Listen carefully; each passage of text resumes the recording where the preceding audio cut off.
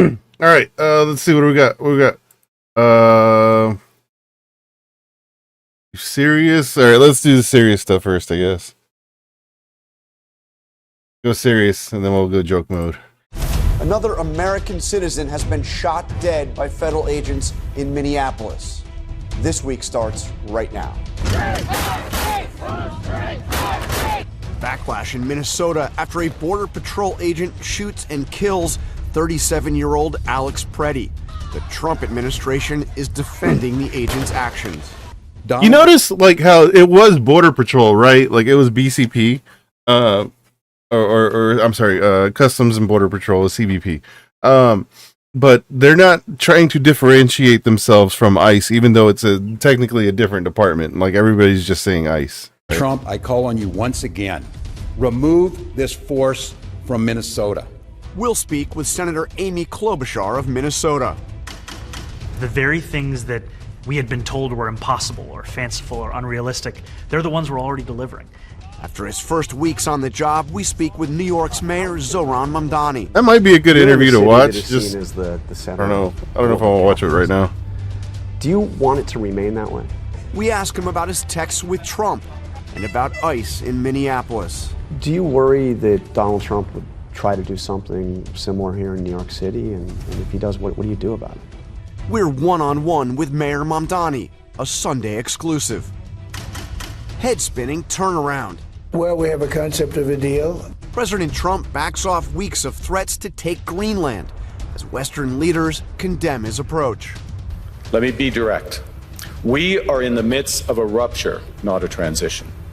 But we do prefer respect and bullies. Treasury Secretary Scott We need Bessent respect responds. bullies. Another This Week exclusive. And You know, they'll say they sent some troops to Afghanistan or this or that. And they did. They stayed a little back, a little off the front lines. I consider President Trump's remarks to be insulting and frankly appalling. European fury. America's That's European fury? condemn Wow. President Trump Okay. for downplaying their sacrifice. You in wouldn't like me when I'm angry. Roundtable debates the political fallout. Yeah, quote unquote fury. I'm going to give you to the count of 10. Jonathan Carl. Good morning. Welcome to This Week. We come on the air this morning after another tragedy in Minnesota. Just 2 weeks after the killing of Renee Good, another person has been shot and killed by federal law enforcement in Minneapolis. His name, Alex Preddy. He was 37 years old. He was an American citizen. He had no criminal record. He worked as a nurse. His patients were American veterans. He was an avid outdoorsman. Oh, yeah, he worked for the VA, right? Competitive cyclist and a licensed gun owner. He played football and baseball in high school. He was a Boy Scout. His parents say he joined the protests after the killing of Renee Good because he was horrified by what happened and what ICE was doing. After he was killed yesterday, Alex Preddy's mother said, quote, he loved his country, but he hated what people were doing to it. Here's Trevor Alt from Minneapolis with what we know so far about what happened. Overnight unrest and anger in Minneapolis after federal agents shot and killed another person. Graphic video from the scene obtained by Dropsite News shows a man in a struggle. Dropsite getting the shout out, man. To the ground and hit. One of the agents emerges from the chaos with what appears to be a gun the man was carrying. According to a witness affidavit, at least 4 agents pointed guns at him. The same witness saying the man shot had at least 3 bullet wounds in his back. I just saw a video. He had 3 bullet wounds in his back. How will they otherize Alex? He worked for the VA. He was an ICU nurse. Like he had no criminal record. The best they got is that he brought two magazines Of more than 6 masked agents pummeling one of our constituents and shooting him to death. How many more residents?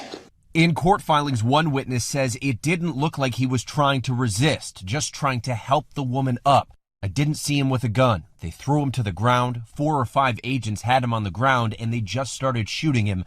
They shot him so many times. They shot him after he was laying down. After he was completely laid out, like on his back, they still kept shooting him. Have now identified the man shot as 37-year-old Alex Preddy, an American citizen and Minneapolis native who worked as an ICU nurse for the Department of Veterans Affairs. Preddy seen here reading the final salute for a fallen veteran. Today we remember that freedom is not free. We have to work at it, nurture it, protect it, and even sacrifice for it. Local authorities say he was a lawful gun owner with a license to carry and no criminal record. Minnesota has an open carry gun law which requires a permit.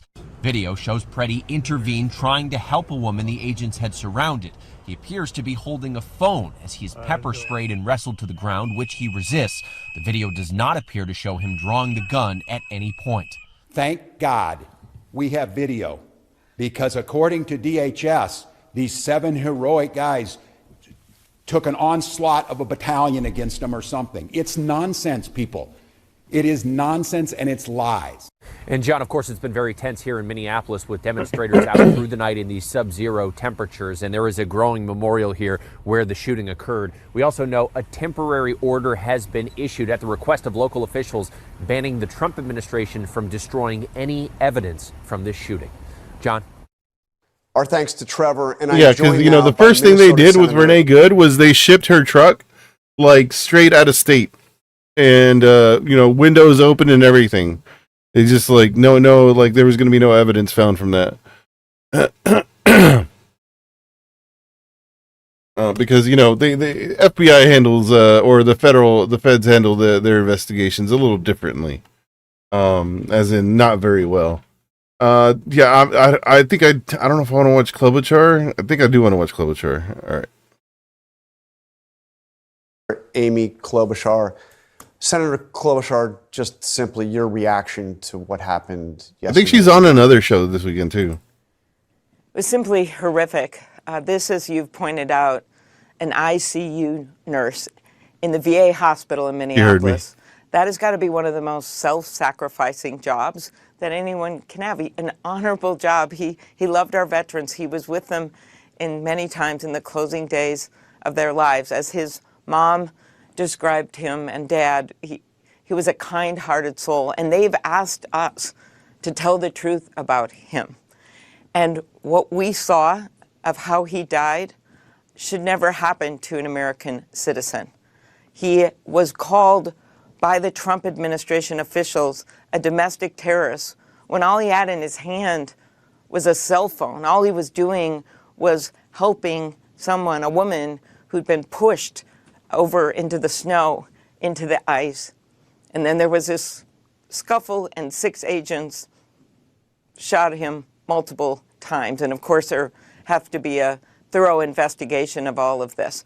And we look at what happened to Renee Good. So what I have going in my state right now, Jonathan, is 3,000 ICE agents that outnumber the Minneapolis-St. Paul police sworn officers 3-1.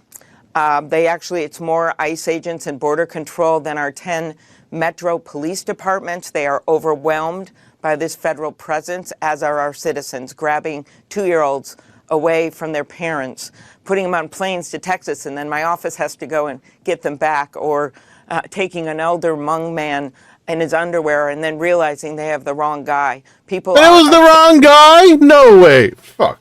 Afraid, and 2 of 3, 2/3 of the Keith Porter reported Jr. homicides too. in Minneapolis right now were committed by federal agents.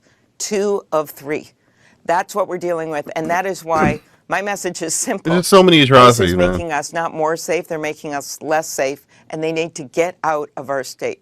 It's remarkable. Retire to hear now, what Amy. The Deputy Yeah. Attorney General said about What this. are they doing He to stop said to help us? Essentially, state and local officials. I'm going to read his words exactly. A federal investigation is ongoing. Make no mistake. This avoidable tragedy is. Yeah, she's not making a good impression. Exactly. If she's running for governor, it's not. This is going to be how they win it. He's blaming this. I don't know how you can say. I found out yesterday, regular cop shot an old friend of mine down here, shot 5 times in the middle of the night in his own property when he turned the light on to see them searching the place on a whim. What the fuck? Fuck ICE and every flavor of police is out there is happy to close. Yeah, they certainly are. They I saw like a meme image of a cop turning around and like pointing the gun at his own shadow. That's exactly what's going on. But yeah, I'm sorry for your loss, man. And Vision, what up, dude? Thank you for coming in here. Yeah, ACAB all day for real. On state and local officials, how? I mean, what do you make of that? I mean, like, and I made a post about that, right? Because the cops are up to 1,300 deaths per year. That's what has normalized this type of behavior. Is 1,300 deaths caused by police shootings. So that number has gone up from 1,000. I think it was in 2014, and it's just increased. Oh, he's alive, still in the hospital, in and out of ICU.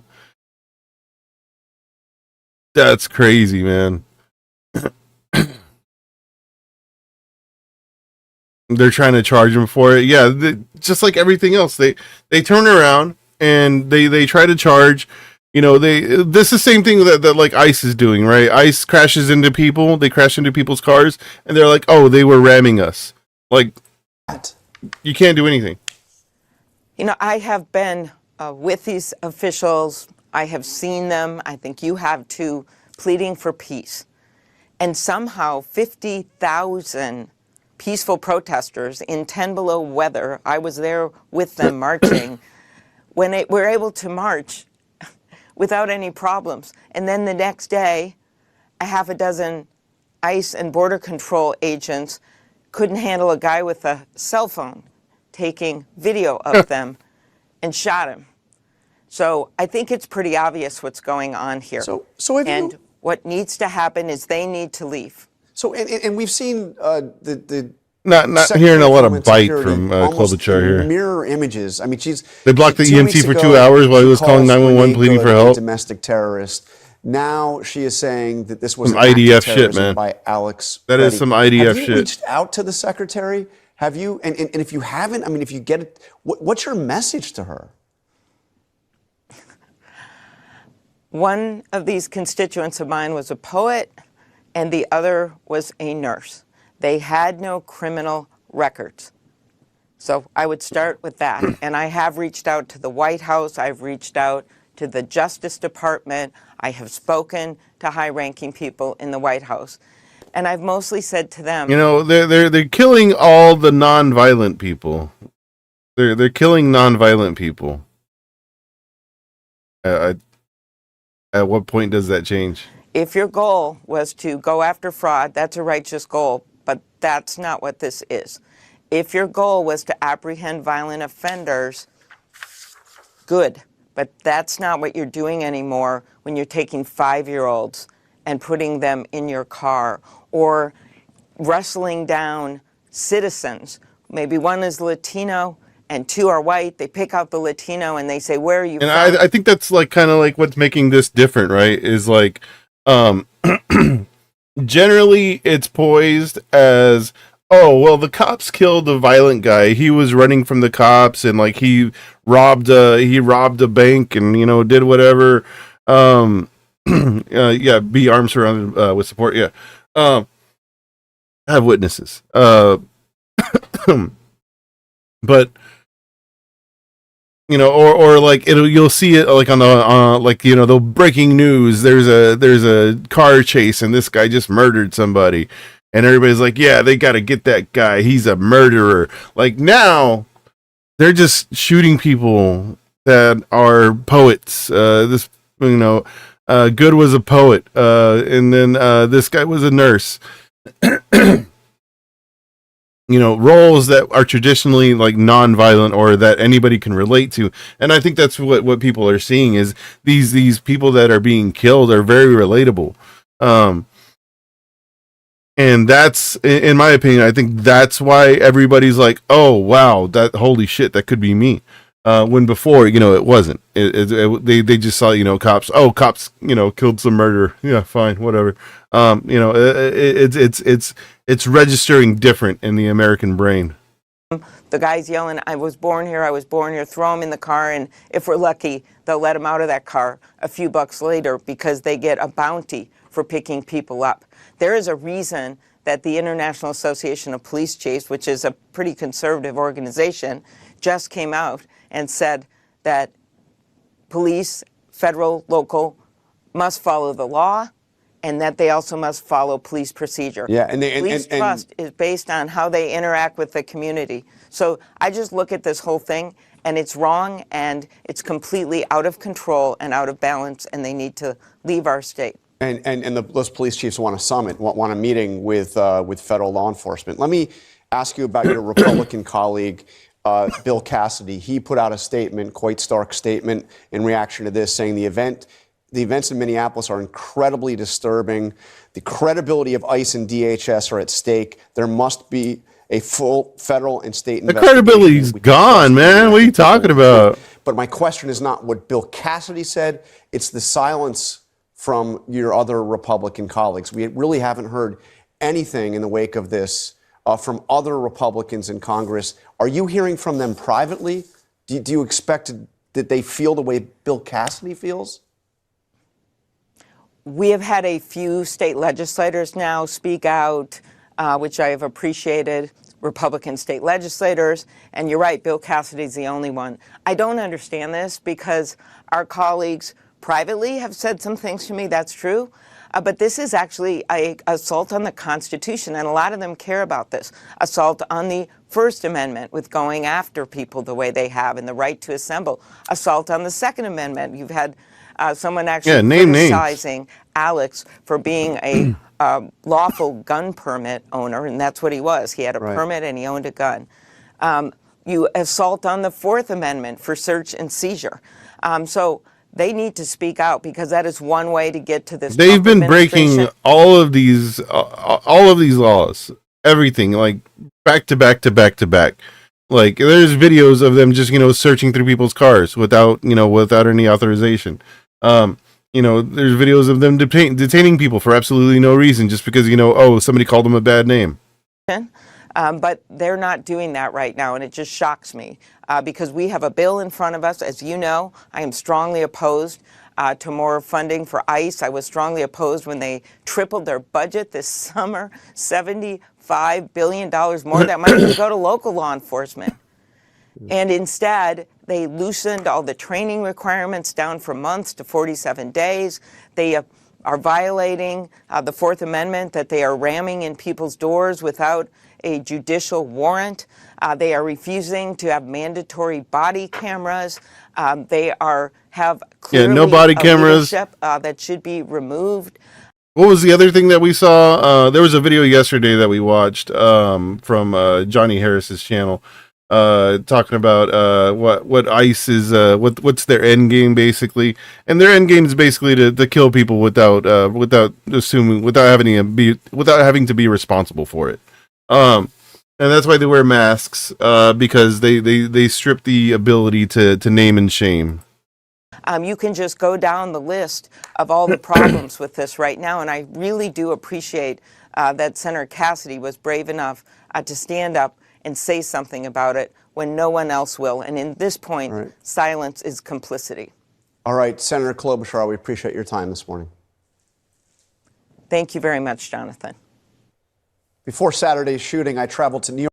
Yeah, I don't know if she's gonna run to replace Walz, but I don't see her being a good replacement. Oh my God, Scott Bassett again.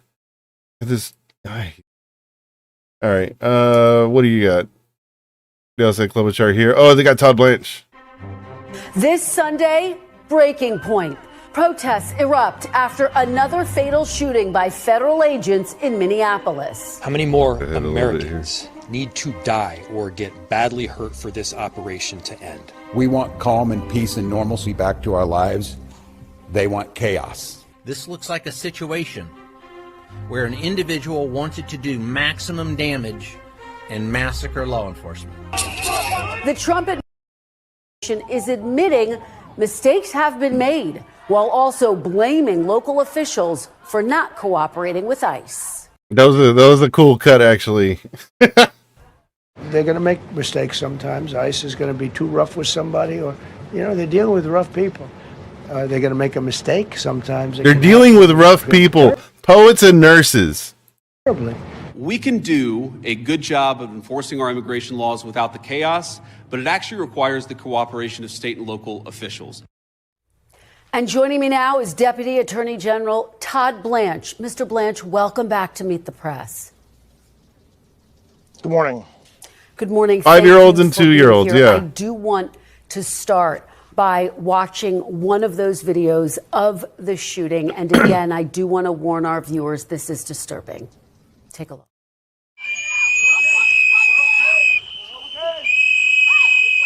Can we watch this on Twitch?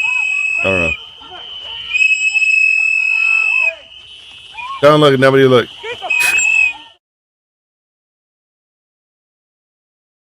Honestly.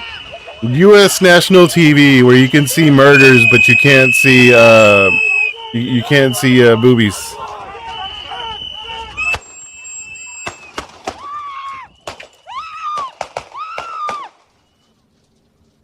Mr. Blanche, the administration spent all day Saturday arguing that Alex Preddy posed a threat to law enforcement. What exactly do you see in that video that posed a threat to law enforcement?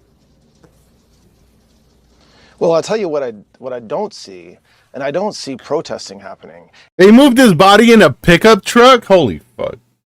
And this narrative that what was happening on that yesterday morning, what was protesting interrupted by ICE, is not what we see. I also do not see a single state and local law enforcement officer there to help.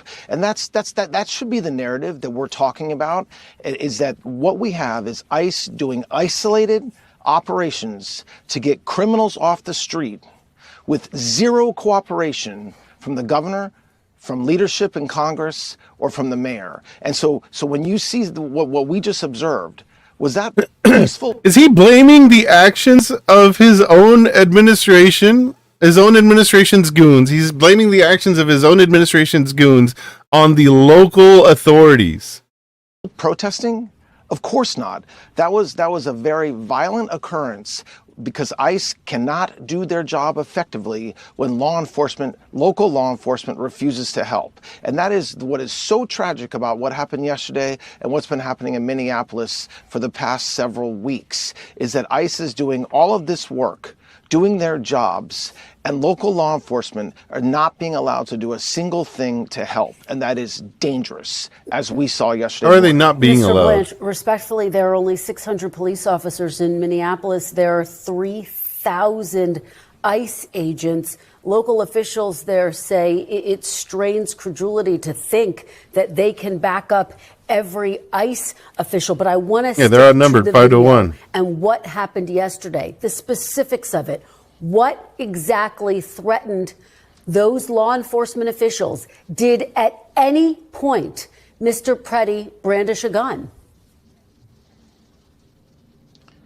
I can see the same video that everybody else can see, and it's been analyzed up and down for the past 24 hours. But there's obviously an investigation that's ongoing.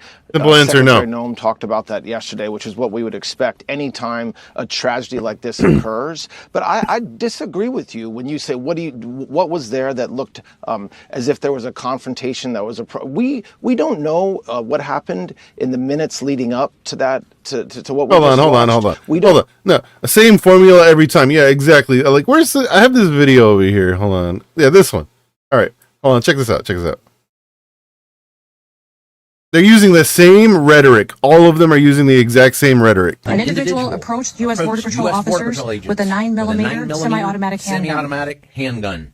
The officers attempted to disarm this individual, but the armed suspect reacted violently. Fearing for his life and for the lives of his fellow officers around him, agent fired defensive shots. The suspect also had 2 magazines with ammunition in them that held dozens of rounds. He also had no ID. This looks like a situation where an individual arrived at the scene to inflict maximum damage on individuals and to kill law enforcement. So if you carry a gun legally and you carry extra magazines with you, apparently, well, you got to die. Also, if you don't have an ID on you, you also have to die too.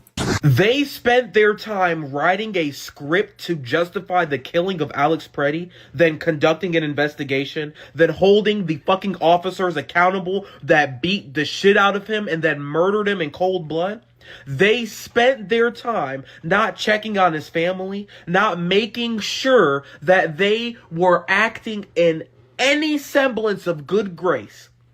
But they spent their time writing a fucking script to justify the killing, the murder, the execution of a man in cold fucking blood.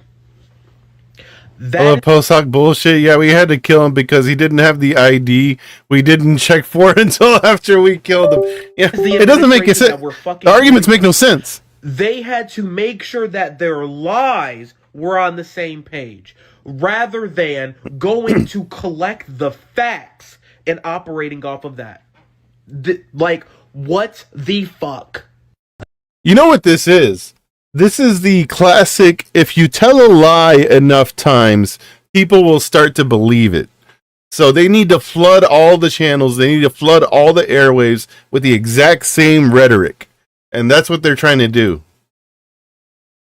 Know what ICE saw, what ICE heard. We that's part of the investigation that's going to be happening. But what we did not see, again, we cannot avoid this conversation. What we did not see is a single cop helping with that isolated, targeted effort by ICE to arrest a criminal. And you're right. There are three. Go ahead. Sorry. Did you see him at any point brandish a gun? Have you been told by law enforcement there on the ground that at any point he brandished a gun, that he threatened them with a gun? The video shows he's holding up a cell phone.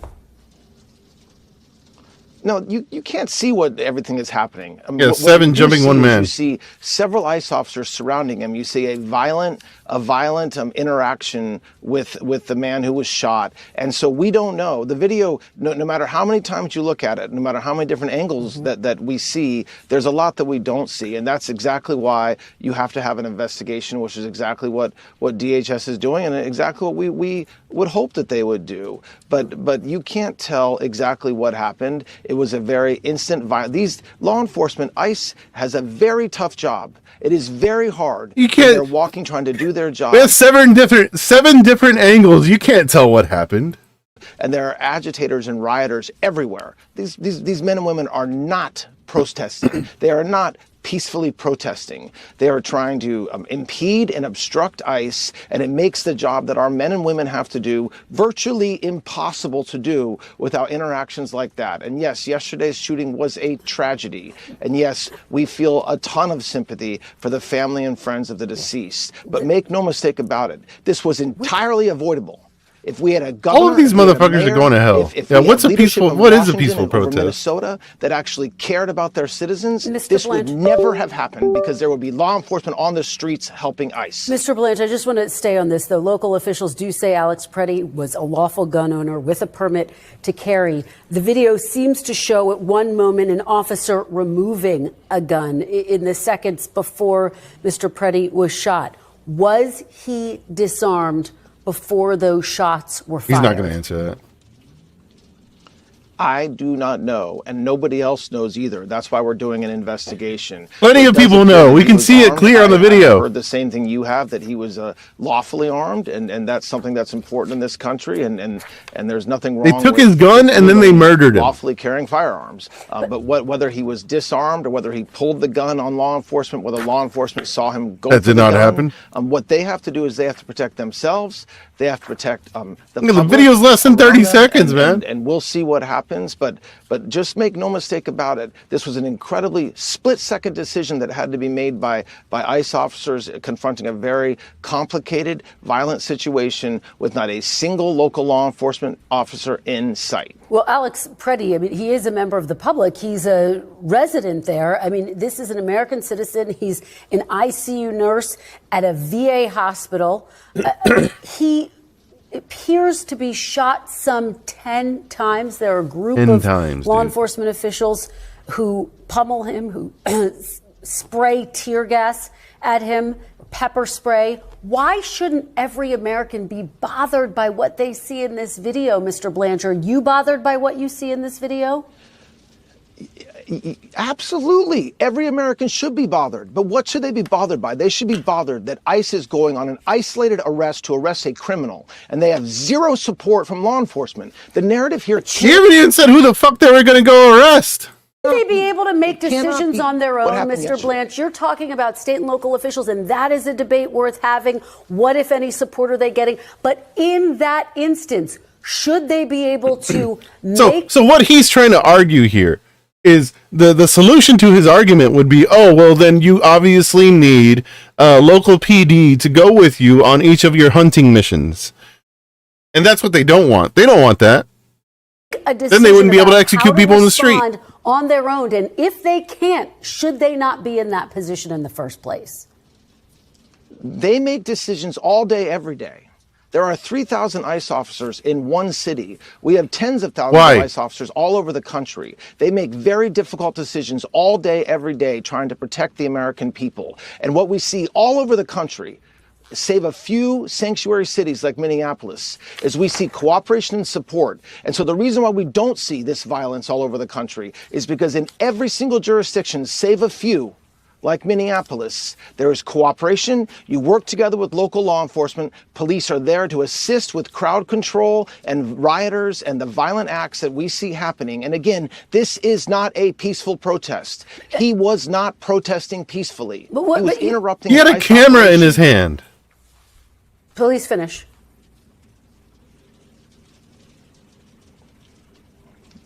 He was interrupting an ICE operation, and that led to a very tragic occurrence that every single person in this country hoped did not happen. But make no mistake about it, you cannot look at a 10-second video and judge what happened. You have to look at it from a full situation. Yeah, you have to look at when they maced him in the face. Minneapolis for the past several weeks, which is a like 5 seconds before. One city in this country do we have these problems. One city. Yeah, he went to help his friend, then they sprayed him and tackled him and robbed and then murdered him. Exactly. Yeah, we have to take all that into account, guys. You can't just look at the part where they murdered him, all right? That's Minneapolis. But Mr. That's Blanch, not a reflection of ICE. That's a reflection of that city. You're saying he wasn't protesting peacefully, and yet the video before shows him holding up a cell phone, directing traffic. The video after shows him being pummeled by these law enforcement. Everyone has now seen this video across the country with this man holding up a cell phone. And part of the outrage that people are expressing is that they feel as though the federal government is asking them to believe something that they don't see with their own two eyes. Is that what the administration is asking of the American people, to believe that he was violent, when the video, based on what everyone has seen so far... Yeah, also just casually shoving and tackling women, that is very telling. Does not show that. Well, first of all, I did not say he was violent. I said he was not protesting peacefully. And you just described what every American has seen, which is video shortly ahead of the incident, where he was screaming in the face of ICE. He had a phone up right to the right into ICE's face. You tell me, is that what? Accurate. Protesting peacefully? I mean, we all see the same thing. I mean, you shouldn't try to gaslight the administration about what happened. That was not a peaceful protest. And yes, what happened afterwards is tragic. It is horrible. It is heartbreaking. But make no mistake about it, that would have never happened. That would have never happened. And it doesn't happen in cities around this country every single day. But for the complete failure by the mayor and by the governor to do anything to protect their citizens. They park their officers blocks and blocks away while they just let ICE go, and they let citizens just come and do whatever they want to try to torment and to try to agitate officers doing their job. Mr. Blanch, this shooting happened Saturday morning. Mere hours later, Homeland Security Secretary Kristi Noem and others labeled Mr. Preddy a domestic terrorist. His family released a statement that reads in part, quote, "The sickening lies told about our son by the administration are reprehensible and disgusting. Alex is clearly not holding a gun when attacked by Trump's murdering and cowardly ICE thugs. He has his phone in his right hand and his empty left hand is raised above his head while trying to protect the woman ICE just pushed down, all while being pepper sprayed." What is your response to his family? My response is that we have nothing but sympathy for the family of him. We do. But make no mistake, this is an investigation that's ongoing. And long before Secretary Noem took the stage yesterday, the mayor and the governor took their own narrative and said a bunch of things that were just as false and just as misleading and just as horrible as anything that we've heard over the past month. And so we will do everything that we need to do to protect the men and women. Nothing but sympathy, but also he's a domestic terrorist that deserves to die. Yeah, I hate this guy. Of ICE when the state and local government. Yeah, people are realizing. People are coming to realize that everything is propaganda. Everything on TV is propaganda. Like from like the evening news to like the primetime shows. Everything is propaganda. So yes, we are sympathetic. President Trump is sympathetic. The Attorney General is sympathetic. ICE is sympathetic. Nobody wants any lives to be taken. But we are doing very important work. Because what these guys do in the street is very different from what is presented on TV and movies. Very difficult circumstances to make. Especially when they're murdering civilians. There was an isolated arrest effort yesterday to arrest somebody that did not belong in this country. He's here illegally and he's a convicted felon. ICE should be able to do that with cooperation and support, not with what we saw happening yesterday. But let me ask, just big picture, Mr. Blanche, is the death of U.S. citizens a price the Trump administration is willing to pay to carry out its immigration policies?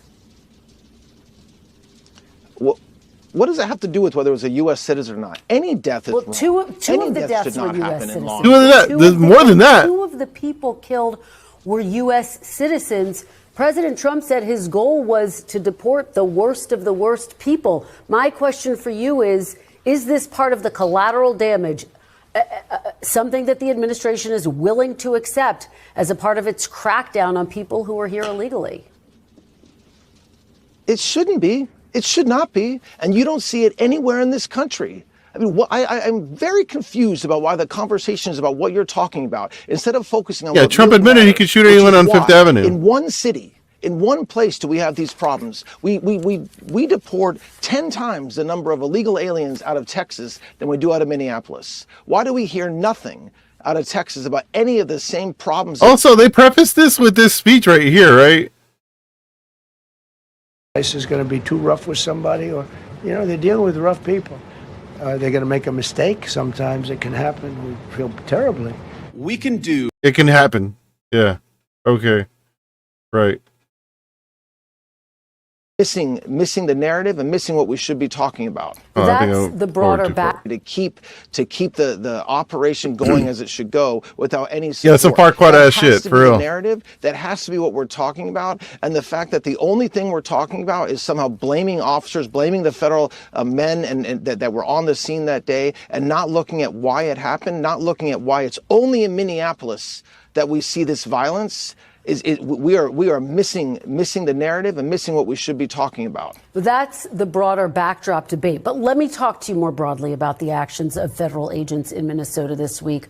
I want you to look at these pictures, Mr. Blanche. A protester on the ground being pepper sprayed, a 5-year-old being detained, he's not gonna like that. A U.S. citizen being pulled out of his home half naked, later released upon determination that he was wrongfully detained. Are federal agents acting humanely, Mr. Blanche? Yes, our agents are acting humanely. Their jobs are very, very difficult. It is a very difficult place to be, going out and trying to arrest these this is the most moral army. Wait a minute. From local law enforcement, with no support from the governor. Remember, there's a much easier way to do this.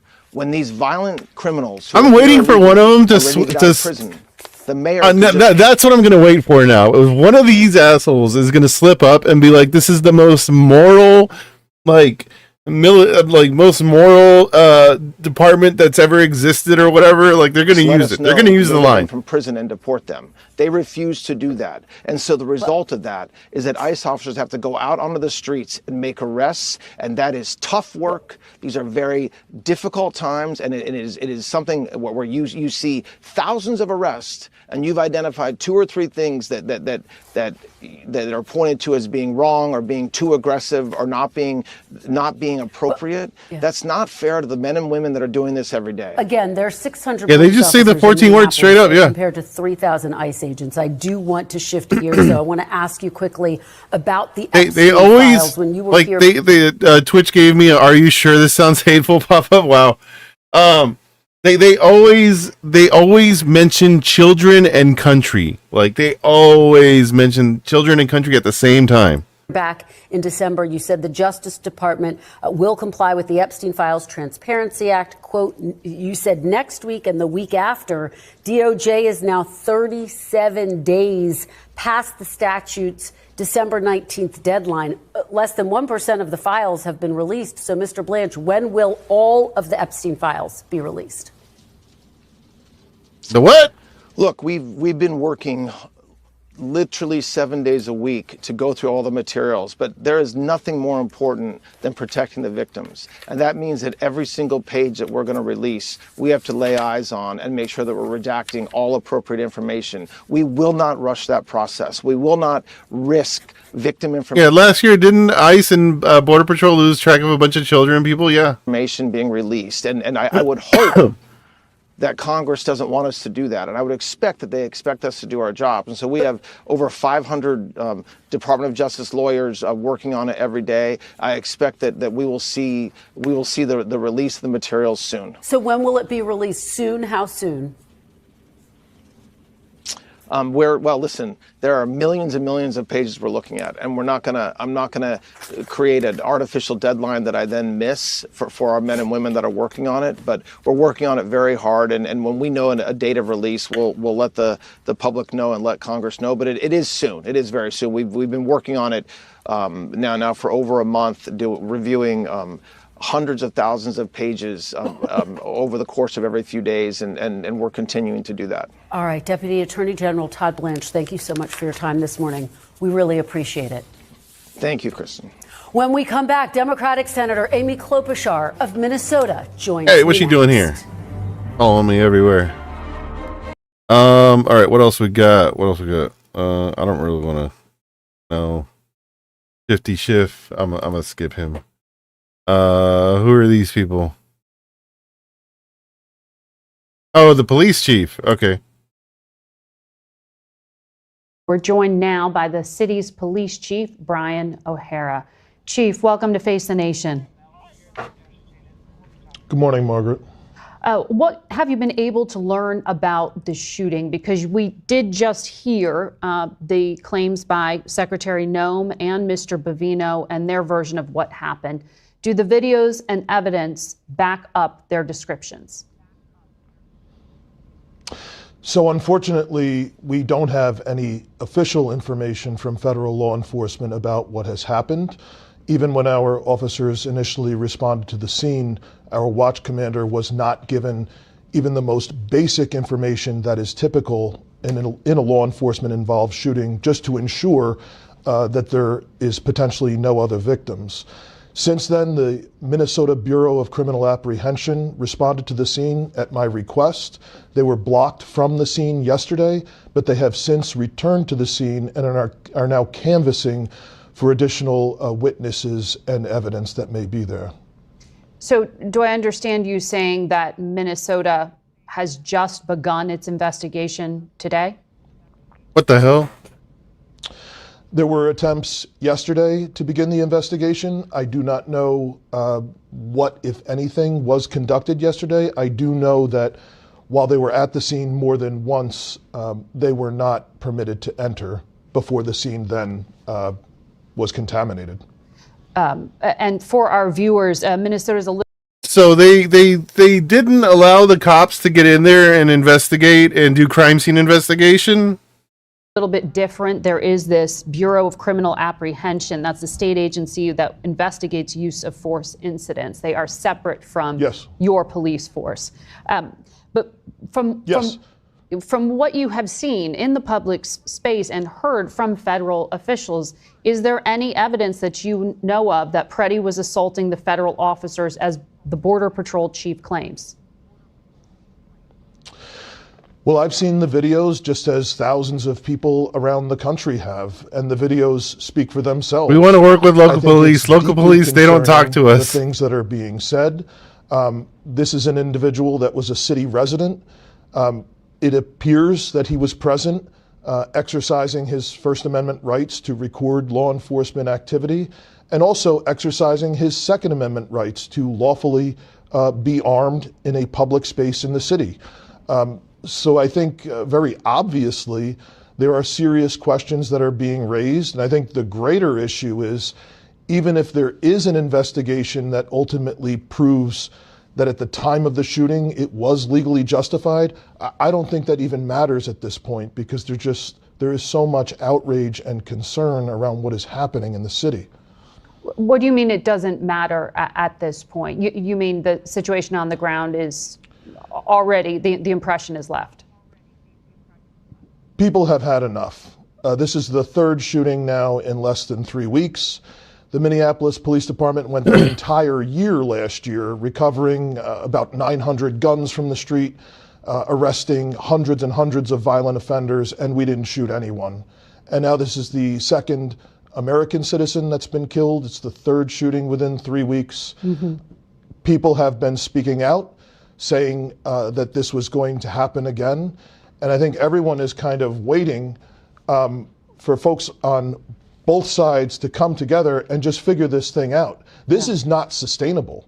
This police department... 2 of the 3 homicides in Minneapolis are because of ICE. Department has only 600 police officers. We are stretched incredibly thin. This is taking an enormous toll trying to manage all of this chaos on top of having to be the police department for a major city. It's too much.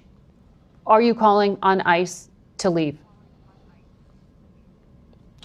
We understand that for as long as there has been ICE, there has been immigration enforcement in Minnesota.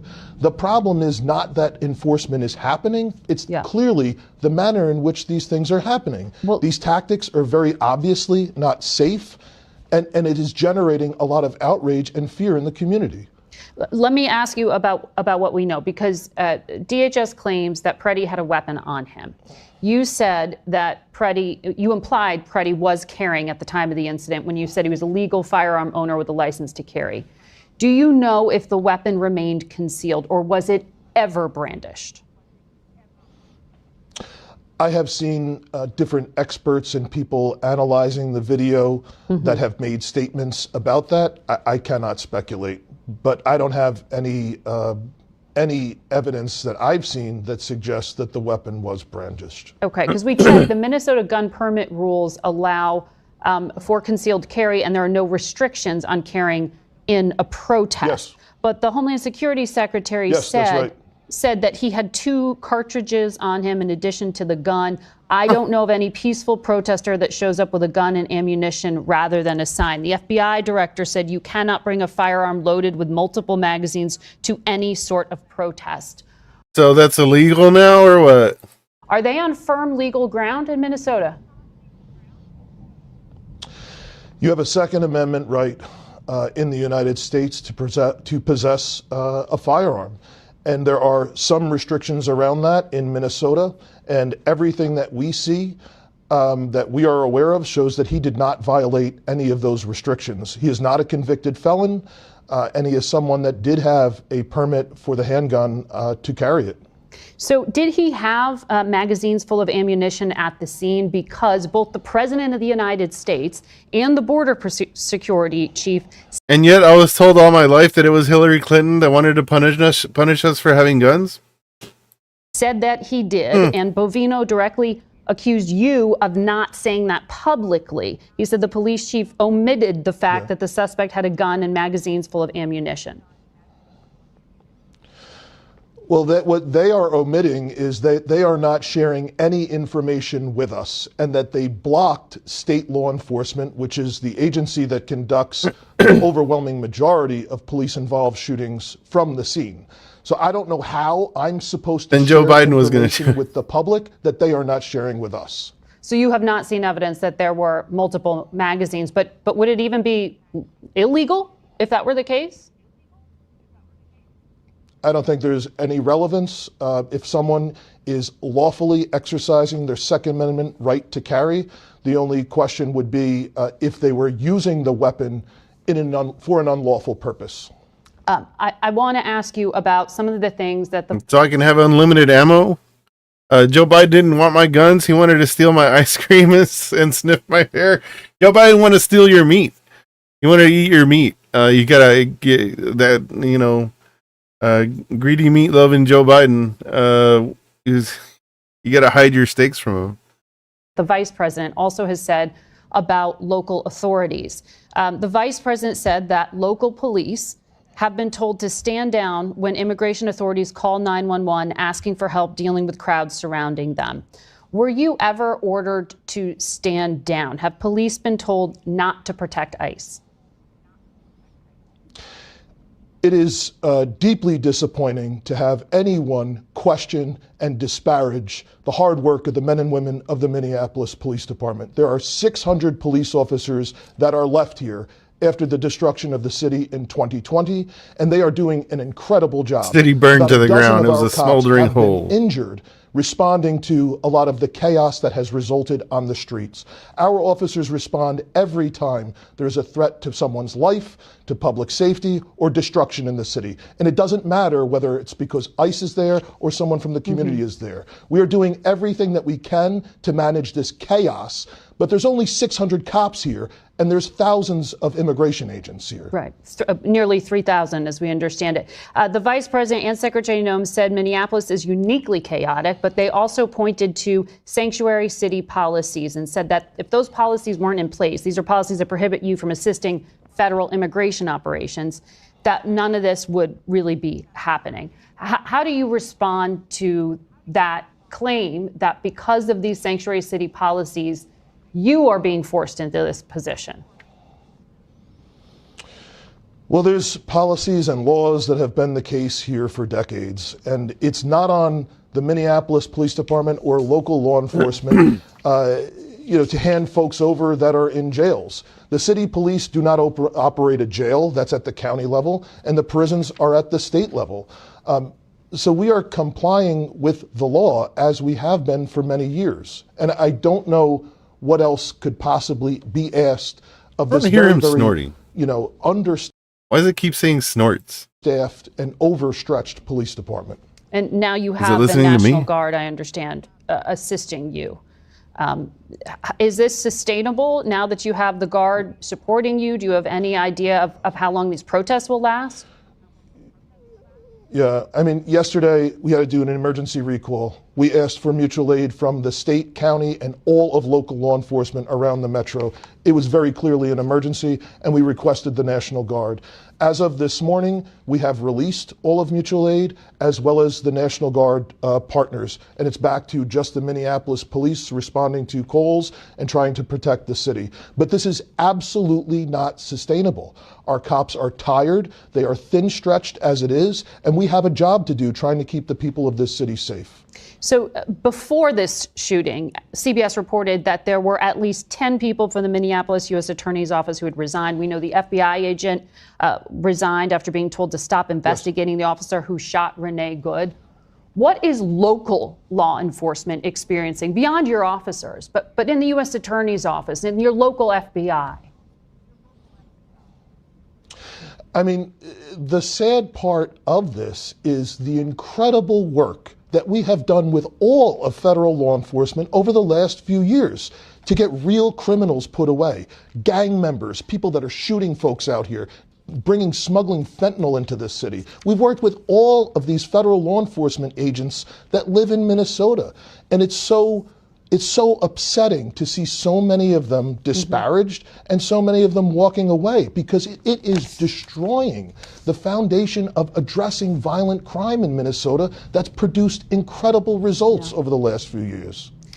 Police Chief O'Hara, we wish you well and peace for your city. Thank you for your time this morning.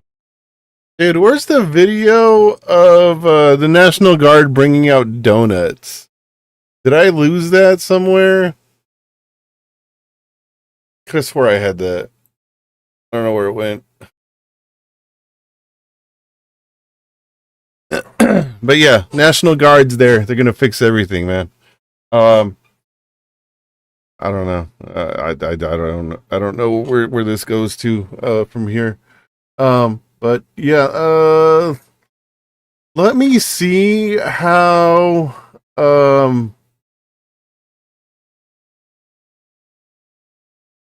yeah, we'll come back to this, actually. We'll come back to this. All right, let me see. What's Trump up to? I'm very disappointed in the public, man. I just don't know how this work. Thanks, SNL. I love being disappointed. I don't know what's going on right now with the world. I thought that would be a good break. It was not the greatest break ever. Yeah, I don't know. Hold on, let's a little bit more on here's Bovino, I think. Speculation after 24 hours. You've got a lot of speculation in there. That officer, let's think of what those agents were doing. Oh, this is Bovino today. On that scene, making a split-second decision. You've had 24 hours to try and armchair quarterback things. That agent had a split second to make a decision. Two suspects. Yeah, split second to make a decision. So just, default move, kill somebody. Have been shot, and suspects that assault, delay, obstruct, or threaten a law enforcement. He's Border Patrol, right? Like, he's not law enforcement. He's not a cop. He's not like a police officer. He's Border Patrol. Are these the laws that they're supposed to be enforcing, or is somebody else supposed to be enforcing them? Officer's life. It goes back to the choices that we just talked about. When individuals make poor choices, poor decisions, come into a law enforcement situation, an active law enforcement situation, conspire to come into that situation. Whether that's based on ideology, we don't know. That'll be in the investigation that we just talked about. That's what we base the split-second decisions on. We're making quick decisions to kill people, all right? Y'all need to chill out. Yeah, there was another one that I saw where he was like, well, they're calling us names. It's like, oh, well, I guess by all means kill somebody then. That's insane. Let's see how they're covering it across on the other side of the world. President Donald Trump has blamed the deaths of 2 Americans by federal agents to what he describes as democratic chaos. Now, this comes as his administration faces mounting criticism over its mass immigration crackdown in Minneapolis. Less than 3 weeks after federal agents killed Renegade, another 37-year-old American, Alex Peretti, was shot and killed by federal officers in the same city. The Trump administration quickly asserted that Peretti intended to... In the same city, mere blocks away from where from where they killed the last person, which is also mere blocks away from where they killed George Floyd. ...to harm the agents, citing a pistol they said was recovered from him.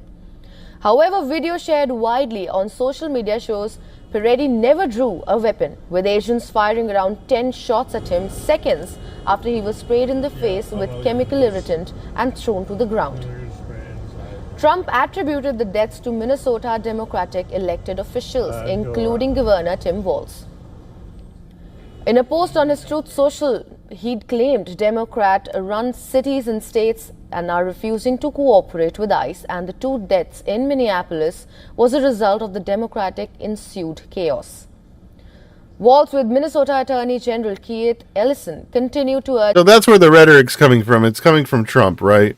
Except, the Attorney General and Pam Bondi and Bovino aren't specifically saying Democrats. They're blaming the local. They're just blaming the local government, since that already insinuates that it's Democrat. Urged Trump administration to pull U.S. immigration agents out of their state. They're being a little cleaner than Trump would be. So my question is, what's the plan, Donald Trump? What is the plan? What do we need to do to get these federal agents out of our state? However, the U.S. Border Patrol commander at large said in a briefing that the immigration mission continues despite the tragedy. Former U.S. President Bill Clinton has decried what he described as horrible scenes in Minneapolis after the killings of Peretti and Good, and urged Americans to protest what he called unacceptable government action. The Obamas also issued a statement condemning the shooting incidents, calling them a wake-up call for all Americans that many of the core values of U.S. are under assault. Hundreds of protesters have taken to the streets of Minneapolis in response to the deployment of federal immigration agents in the city. Demonstrators are chanting slogans like "ICE out now," "No accountability," and carrying signs demanding justice for Alex Peretti and Rene Good.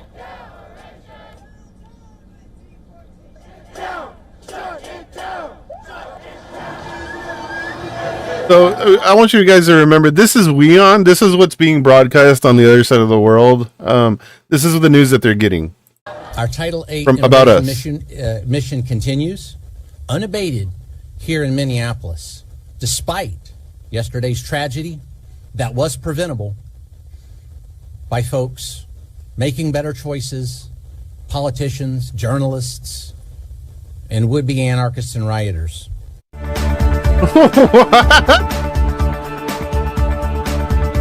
I think he lost his train of thought there of where he was going on who he was trying to blame. Not very well written. You got to run that back through the chat GPT, man. Yeah. Also, it's cold. Let's see how they're covering our brutal winter coldness. storm is sweeping across the United States, bringing deathly cold, crippling power outages and travel chaos. From the south to the northeast, millions are being warned to stay indoors as Arctic air follows close behind. Snow, sleet and freezing rain swept across large parts of the country on Sunday, forcing mass flight cancellations and leaving more than 1 million customers without electricity. Officials warned the situation could worsen as an Arctic air mass follows the storm, pushing temperatures to dangerously low levels for days So much now. slush. The National Weather Service says icy conditions could linger well into next week, with repeated rounds of refreezing making roads and sidewalks treacherous. In its latest advisory, the Weather Service warned that snow and sleet impacts will continue, keeping surfaces icy and hazardous to both drivers and pedestrians. Heavy ice is also expected to bring long-duration power outages, extensive tree damage and impossible travel, particularly in regions unaccustomed to severe winter weather. The storm has already turned deadly. Louisiana officials confirmed 2 deaths from hypothermia, marking the first storm-related fatalities. In New York City, Mayor Zohran Mamdani said 5 people were found dead outdoors over the weekend amid freezing temperatures, calling the extreme cold a stark reminder of its dangers. Power outages are adding to the crisis, especially those who live across the southern United States. Now, tracking site poweroutage.com reported more than 1 million customers without electricity by Sunday afternoon. Emergency warnings are in effect across much of the country. Authorities from Texas through the Carolinas and up to New York urged residents to stay home unless travel is absolutely necessary. Texas emergency officials posted a clear message saying stay off the roads. At least 20 states and Washington, D.C. included have declared state of emergency as the storm pushes northeast. Now the northeast is bracing for the worst of the system. Snow and sleet moved into heavily populated cities including Philadelphia, New York and Boston. Washington, D.C. woke up to several inches of snow followed by heavy sleet, prompting the preemptive closure of federal offices on Monday. Now air travel have been severely disrupted. Major airports in Washington, Philadelphia and New York saw near total shutdowns. Flight tracking data shows more than 11,000 flights cancelled nationwide on Sunday, on top of over 4,000 cancellations the day before. And you know, like, it's not going to get above freezing until like a couple days here in Texas. But also throughout the whole week, it's not really going to go above freezing until like Wednesday. And even then, like at night, it's still going to continue to dip below freezing again.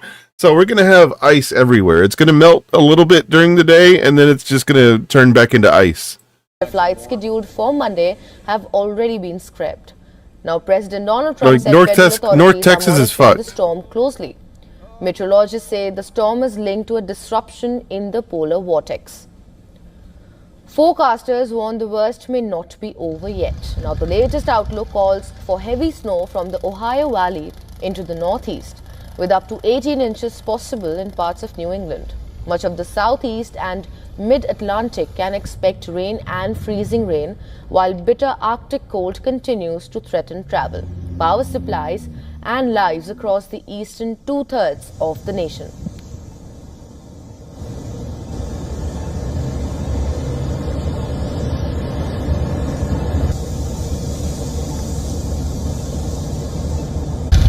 Were they just sliding through the stoplight? Is that what I just saw?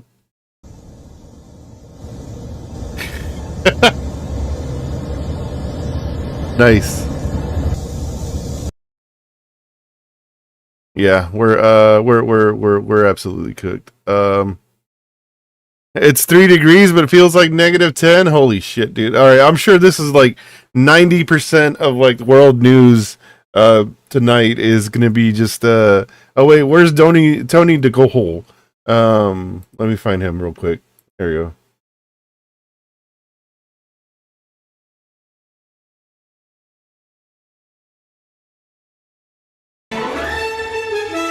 They don't even have a cover image for their video. What are you doing, CBS?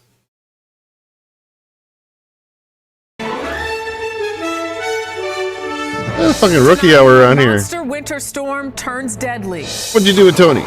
Snow, ice, and brutal cold. Tens of millions of Americans impacted this weekend. Not enough exploding trees. I want a refund. 1,500 miles, nearly half the country under a state of emergency. I'm Chanel Call in New York, where crews are racing to clear the streets and the nation. It's 1 and it feels like -11. Holy treacherous shit. Tractor trailers colliding. Let me see what I got. Flights canceled. I'm Jason Allen in Oklahoma City, which is digging out from snow, while in other cities across the South, power outages are skyrocketing. I'm meteorologist Rob Larcy out on Midtown New York, where the snow is 19 degrees, feels like 10. The storm and what's coming next. Also tonight, Minneapolis on edge. New details emerge about the latest fatal shooting involving federal agents as anti-ICE protests intensify. I'm Lana Zach in Minneapolis. What we are learning about the man who was killed here. The Trump administration calling him a terrorist. Tonight, his family is demanding truth. Plus, reaching for the top. An American climber summits a skyscraper without any ropes. And later, they would shoot his ass here, man. Sundance, why the Independent Film Festival I think that was like in like Taipei or something, right? City, Utah, and its founder, Robert Redford. Cops would like immediately shoot him. This is the CBS Weekend News from New York with Jerika Duncan. Good evening, everyone, and thank you for joining us this Sunday. We have breaking news on 2 major stories. The first in Minneapolis, where demands for an investigation are growing. Yeah, I thought if it bleeds, it leads. Like, aren't you supposed to open with the bloody story first? After the shooting death of another American citizen by a federal agent, videos of what happened seem to directly contradict descriptions of the encounter by Trump administration officials. We'll have the latest on that in a moment, but we begin with the massive winter storm pummeling the country. Nearly 200 million people are caught in the middle of it. Brutal cold, ice, and snow. 23 states from the south to the northeast are under a state of emergency. At least 3 deaths are blamed on the cold. More than 1 million people are in the dark tonight. And the Good Lord. Yeah, it sucks. Monday's highs and wind chills. Damn, dude. See, the difference between like everybody over here and Texas is like we didn't salt the roads. I think they put like a light layer of sand down, and that's like now that's beneath like 3 layers of ice and snow. The snow still falling. We have CBS News correspondents covering it all. CBS's Chanel Call is in New York City and leads us off tonight. Chanel. And Jerika, here in Manhattan, we're seeing nearly a foot of snow on the ground right now. Plows have been out in full force since early this morning, trying to get these streets cleaned up before people go back to work tomorrow. Instead of picking up trash, an army of 700 New York City garbage trucks are moving snow and salting streets. Travel becoming treacherous across much of the Northeast. Do not get on the roads. I did a full 360 in an all-wheel drive vehicle. Drivers seen abandoning their vehicles on Interstate 75 in Ohio. Did a full 360 in an all-wheel drive vehicle. To drive through. In Pittsburgh, conditions there causing drivers to slide off the roads. I did a 180 yesterday. Jersey, Nice. Connecticut, and New York all declaring states of emergency. An Arctic siege has taken over our state. Oh my God. And many other states across the nation. This storm, the first big test for New York City Mayor Zohran Mamdani, who announced today he's shutting down public schools Monday, but classes will move online. Ultra looked like a shell of This may herself, disappoint dude. some students, so if you do see me, feel free to throw a snowball at me. Boston bracing for 20 inches of snow. Did y'all see the video of him like out there shoveling? Cold and heavy snow have shut down Boston. Schools are closed tomorrow, but some homeless shelters are open 24/7 due to the storm. And take a look behind me. Workers are working around the clock to keep critical services like hospitals open. I thought he was like the guy from X-Men, that the guy that's like half a half tank, half like military guy or whatever. The stormy weather causing over 11,000 That's what flight that reminded me, cancellations and 3,600 delays today. We are officially closing LaGuardia Airport until 6 a.m. tomorrow. New York's LaGuardia, Dulles International, and Reagan National the hardest hit. We have to spend 2 nights here because we don't fly out till Monday. And we're also dealing with dangerously cold temperatures here in the Northeast. This could be the coldest winter weather New Yorkers have experienced in the last 8 years. Jerika? Chanel Call for us in New York. Thank you. The South was the first to Why get do we hit by need the 2 dangerous stories storm. on the That is where weather? we find CBS's Jason Allen in hard-hit Oklahoma City. Jason. Jerika, this storm blanketed What the Oklahoma fuck? with snow. Nearly 9 inches fell here, and that set snowfall records 2 days in a row. 8 years ago, who was our A president? deadly deep freeze has the South in its grip. Thick layers of ice are paralyzing communities from Alabama to Washington, D.C. and Atlanta. Oh my God! Can we? How did they handle this? Oh. Tackle him. One appears to retrieve a gun and turn away. Then at least one agent shoots and kills him. Preddy was a lawful gun owner with a permit to carry a handgun in Minnesota. We believe that Donald Trump needs to pull these 3,000 untrained agents out of Minnesota before they kill another person. Minnesota officials are demanding to be allowed to investigate Preddy's death. But like the fatal shooting of Renee Good, they say Trump administration officials are preventing them. Late Saturday, a federal judge issued a temporary order blocking the Trump administration from destroying or altering evidence. They're outnumbered 5-1. The Preddy local worked police as an is. intensive care nurse at a VA hospital. In a social media video, he's seen conducting a hallway memorial for a deceased veteran. May we never forget and always remember our brothers and sisters who have served. In a statement on Saturday, Preddy's parents said, "The sickening lies told about our son by the administration are reprehensible Man, Barty's gonna and be disgusting. pissed when she sees this. Please get the truth out about our son. He was a good man." The family of Renee Good just released a statement. They say that ICE activity has clearly gone too far. Commander Bavino says that immigration activity here will continue unabated. Jerika? All right, Lana Zach for us tonight. Former President Barack Obama called the latest fatal shooting by federal officers in Minneapolis a, quote, wake-up call for Americans. He also condemned ICE tactics in Minnesota. President Trump, however, is defending his administration's actions. CBS's Willie James Enman is following the latest tonight from the White House. Willie James. Jerika, good evening to you. We did not see the president today, but he was active on social media, calling on Democratic governors and mayors to cooperate with the federal government. Earlier, he complained about efforts to stop his building of a big ballroom. In another post, he focused on what he called massive financial fraud in Minnesota. It was Saturday that he addressed this latest fatal shooting, writing, "Let our ICE patriots do their job." He also accused the mayor of Minneapolis and governor of Minnesota of inciting insurrection. The administration's immigration crackdown in Minnesota is now entering its 9th week. Its stated goal was to apprehend criminals, but there's growing uproar over ICE tactics, and administration claims without evidence that the latest shooting victim, Alex Preddy, was a domestic terrorist. This past week, Vice President J.D. Vance visited the state, doubling down on the administration's actions. At the same time, and this image of a detained 5-year-old boy dominated media coverage of the crackdown nationwide. And tonight, Senate Democrats say they've seen enough. They're now saying they don't support a vote to fund DHS this fiscal year without additional restrictions on ICE. With funding set to expire Friday, a partial government shutdown could follow. Jerika. Willie James Emmon reporting from the White House to a place now where there was no snow. Yeah, things are bad, man. Things are bad. You know, this is the anthem of the year. Fucked up shit going on. Fucked up shit going on. Fucked up shit going on. Walls all fucked up. It's all fucked up shit. Fucked up shit going on. Banger. It's a banger. Yeah, it doesn't really. It's okay. We don't want to fund Trump's ICE, but when it's Democrat ICE, yeah, let's paint a TV. Yeah. This is my first encounter with it. Yeah, what else? What else I got on ICE? Hold on, let's finish up ICE here. U.S. government trying everything to smear the latest person they murdered in 4K.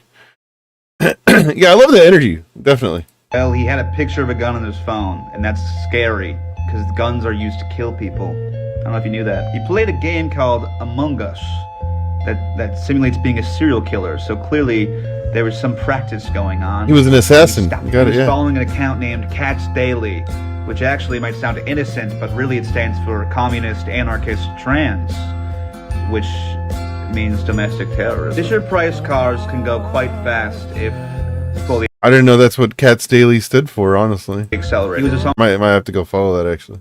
Osama bin Laden's long-lost twin brother, just born at a different time. He liked The Last Jedi, which is the woke one. He had a family, which is like communist, because it's like multiple people. They're communist. Playing a game named Mario Kart, where you drive recklessly around using your weapon as a vehicle. So he stopped. He was a stand user working for Dio. One time he didn't say God during the Pledge of Allegiance in 9th grade. He didn't get a perfect score on his ACTs. He just got like a 33. So he's terrible. He had a stash of guns, Nerf guns, I mean, but nonetheless, those can be used if you put like a tack on them. It can be very I have a stash of Nerf guns, actually. Well, he had a picture.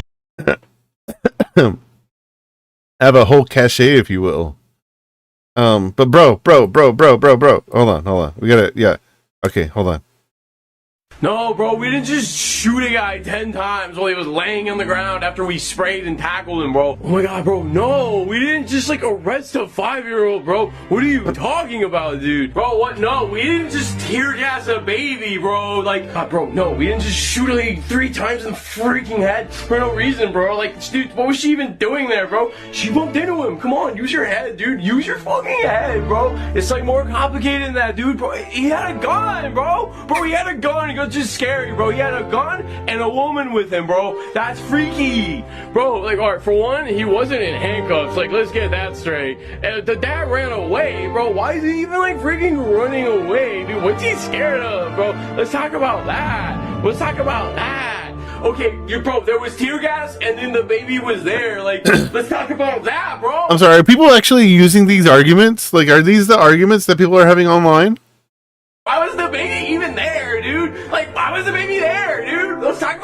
No, bro, we didn't just shoot a guy for like no reason, bro. Like, come on, bro, use your head, dude. Why was he even there, bro? Bro, no, we didn't just shoot a guy in September, bro. Like, come on. Like, why was the baby even freaking there, dude? Let's talk about that. Bro, you weren't there, all right? You're acting like you have 7 different fucking angles of what happened, dude. She like pulled into him. He had to do it. He had to shoot her 3 times in the fucking head, dude. What's she even doing there, huh? What's she even doing there? Let's talk about that. Let's talk about that, huh? Let's talk about that. I've seen a lot of shit have stayed home. Yeah. People say to me, yo, clearly there's a freaking pattern here. Like, why are all these people there? Why are they running away? Let's talk about that, dude. Let's talk about that. Why are they even there? If these people weren't there, none of this would happen. That's the only common fucking factor here, is that these people are always freaking there, bro.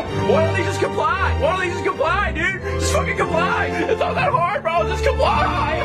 What are they so fucking scared of, huh? What are you so fucking scared of? Get on the ground. What are you so fucking scared of? Get on the ground. Get on the ground, motherfucker. That's about what I expect. Yeah.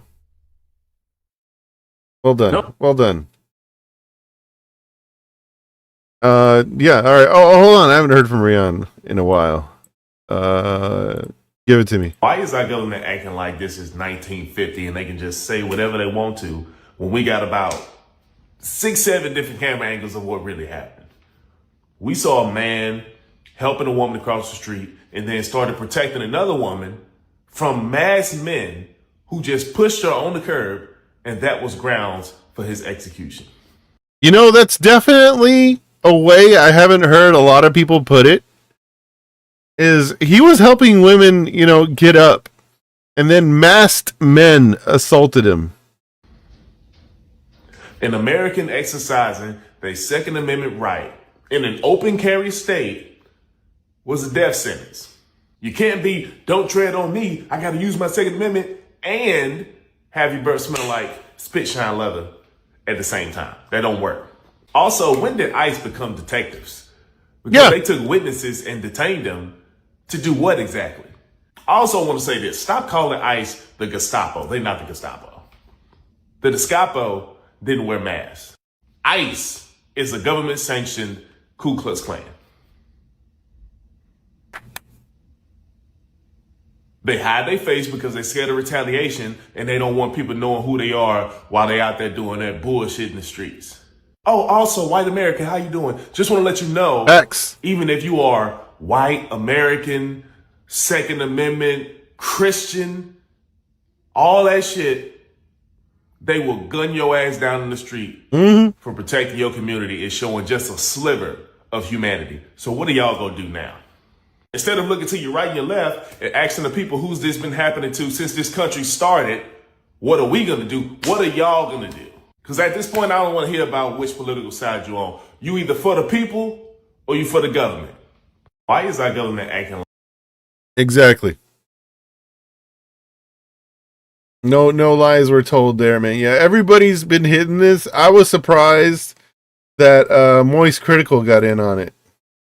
Like, even Moist Critical had a fucking default image on his YouTube video. CBS News can't even do that, man. Come on. We're talking about something very serious today. Throughout the video, you're going to see my shirt changes. It's not some kind of like crazy, wacky, magic trick from America's Got Talent or anything. I actually filmed this video earlier this morning when the story first I just want to see the shirt changes. It's the killing of Alex Preddy in Minnesota at the hands of border agents. And I made the video, but I was pretty heated and I wanted to kind of simmer down and take a break. So I went out before posting it. I just got home, and now even more angles and videos have been released that show beyond a shadow of a doubt that this is a 100% unjustified killing of an American citizen here. And it seems like the execution stems from them finding out that he had a gun on his person. His Second Amendment rights. In all of the videos that exist, there is not a single moment where he is reaching for the gun, brandishing it, threatening with it, or anything at all, and we have video that shows the entire interaction from start to finish. His name was Alex Preddy, a 37-year-old nurse who worked in the ICU at Minneapolis VA healthcare system, and according to the police chief, he is a U.S. citizen with no prior interactions with law enforcement outside of a couple of traffic tickets, and believed to be a lawful gun owner I think if with a you've permit to carry. So for him to lose his life, I think if you've hit the moist critical realm, because of him exercising his Second Amendment rights, which everybody's again, noticing. he wasn't trying to use this as an is intimidation tactic on the officers, hitting or all the anything like normies, that. right? When they were beating him on the ground, pistol whipping him on the ground. They happened to see that he had a gun. Apparently, he wasn't throwing it at them as like a threat or something, or brandishing it or anything. He simply had it on him, which he was well within his right to do, and he got murdered for it. This is completely unacceptable, and the fucking Charlie's drones Peak, Florida, that are somehow, man, like parading around like this is some kind of victory or something, is sickening. It should be viewed as treasonous by any real Americans when you see this footage. And they had the gall to say that Alex Preddy was like the instigator, labeling him a... Yeah, I mean, we've heard the arguments, I think at this point, but I was just surprised to see him covering it. 17 million subscribers, right? That's a young boy right there. What else does he cover? I really hate this movie. Oh yeah, the Marvel's Rival drama. Did y'all see that?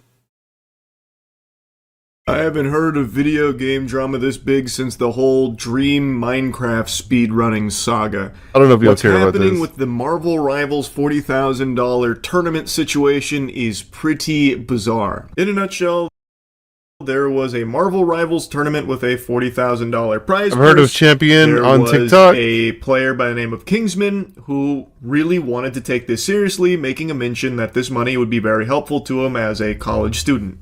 And yeah, they made fun of him, and then they kicked him off the team after yelling profanities at him. Yeah, my Marvel's Rivals people. Oh yeah, he's gotten like a ton of views on on Twitch. But yeah, that's the breakdown of it basically. Didn't seem to take it all that seriously, and eventually when Kingsman was trying to, make changes to the team comp so they could better stand a chance at winning, the story blew up. Yeah, like if it hit Charlie, then it's like kicked from the tournament. It hit everybody. Then went on to play second to last. You can't play a game right now without somebody mentioning this. Okay, guys. Pace and point proven right now. Do you understand? No, it's not. You've been making me play shit. Of course I'm gonna play. How do you not see the problem right now? Wait, first of all, it's that ass Kingsman, like, shut the fuck up. Okay, bro. You're doing too much. Lucy's not even on Invis. Second of all, you're getting the mad disrespect, dude. No. She shouldn't be dead. Yes. I'm getting value because I'm 1v6ing. Hope isn't peeling for you, bro. Yes, Zaza is 0-5, but we won the point, bro. Why? Because they were hard. Like, 4 people are dying here. That means 4 of their util, 4 of their resources are all spent on Zaza. I saw this a couple days ago, and I was so confused why anyone would be joining a tournament if they didn't actually care about winning at all. So he is very clearly trying his best to help the team win.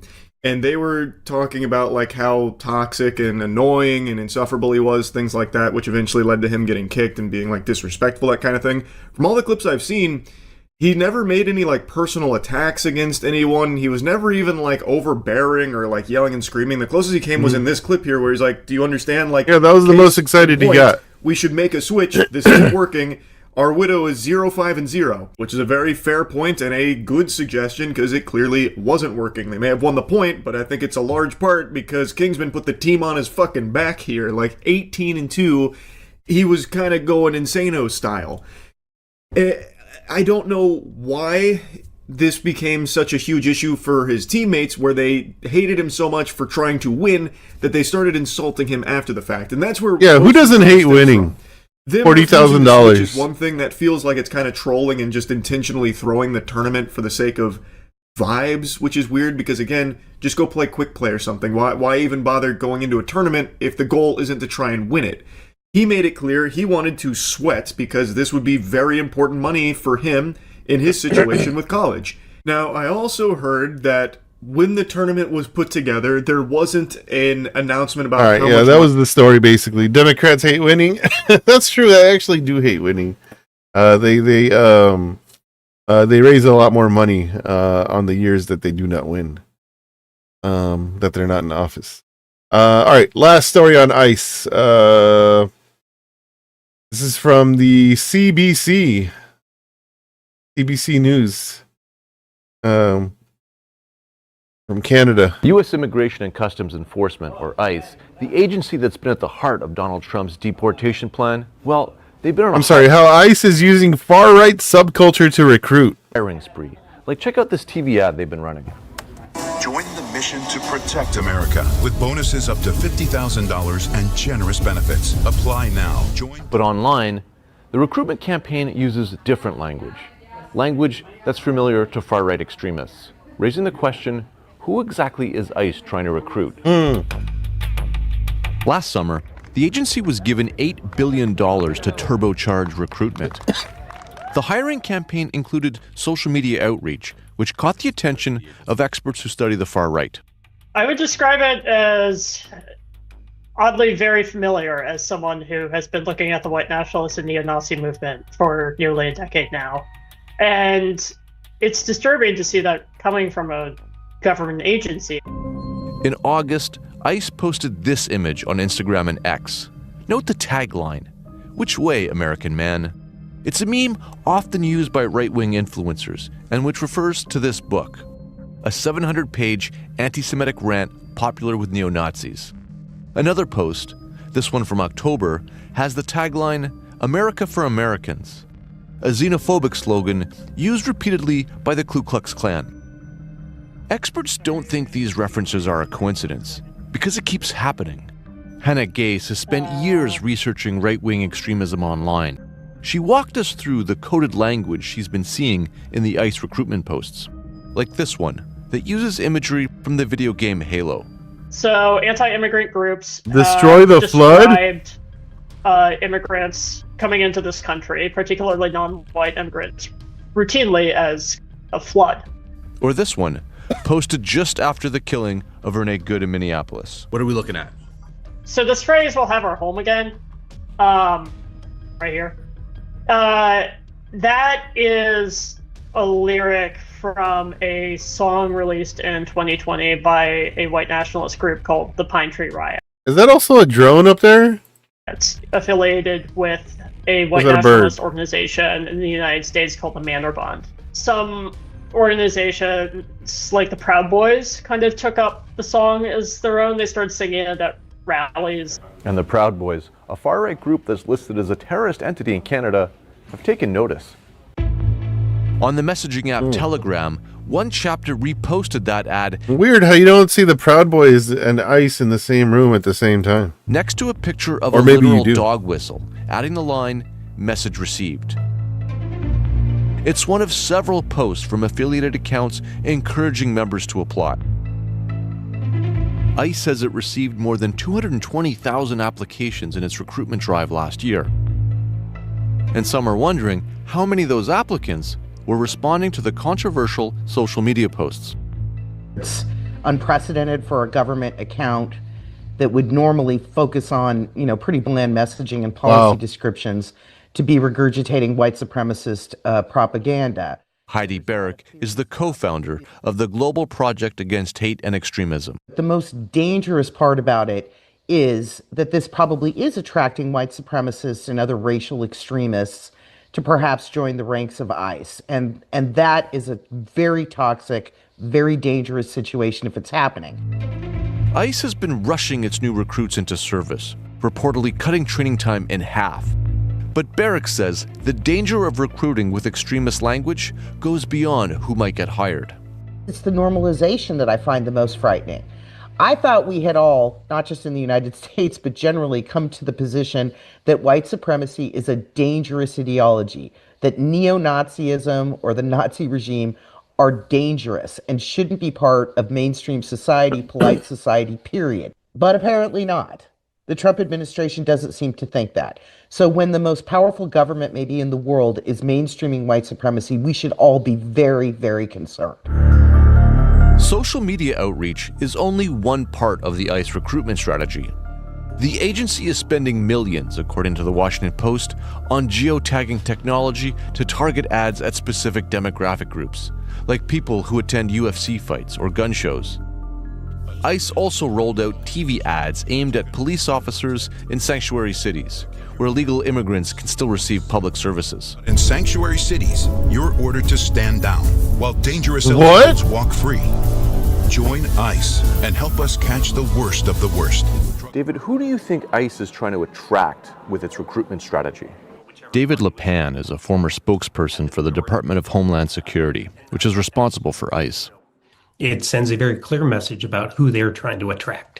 And I said, it's people that want to get involved in getting rid of people that have been determined to, or been called enemies, foreigners that are somehow ruining our country. The Department of Homeland Security did not respond to our request for comment about the extremist content of its social media posts. When questioned by other media, the department has denied making references to white supremacist material. Indeed, its posts have been recirculated by other branches of the Trump administration. The White House says it's just posting, quote, banger memes. LePan, though, is not laughing. The Department of Labor is also posting this shit, too. Important, for people to recognize that what's happening now is unusual, is unprecedented. It's not a matter of political party, right? Again, I worked in administrations of both types, under Congresses of various types of, whichever party was had the majority. This is unprecedented. It's not normal. It's not what we have seen in the past.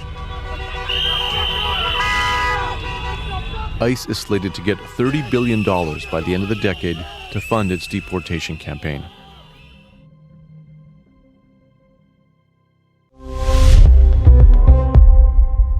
I mean, that wasn't a lot of stuff that I didn't already know, but I'm glad they put it out there for 115,000 viewers.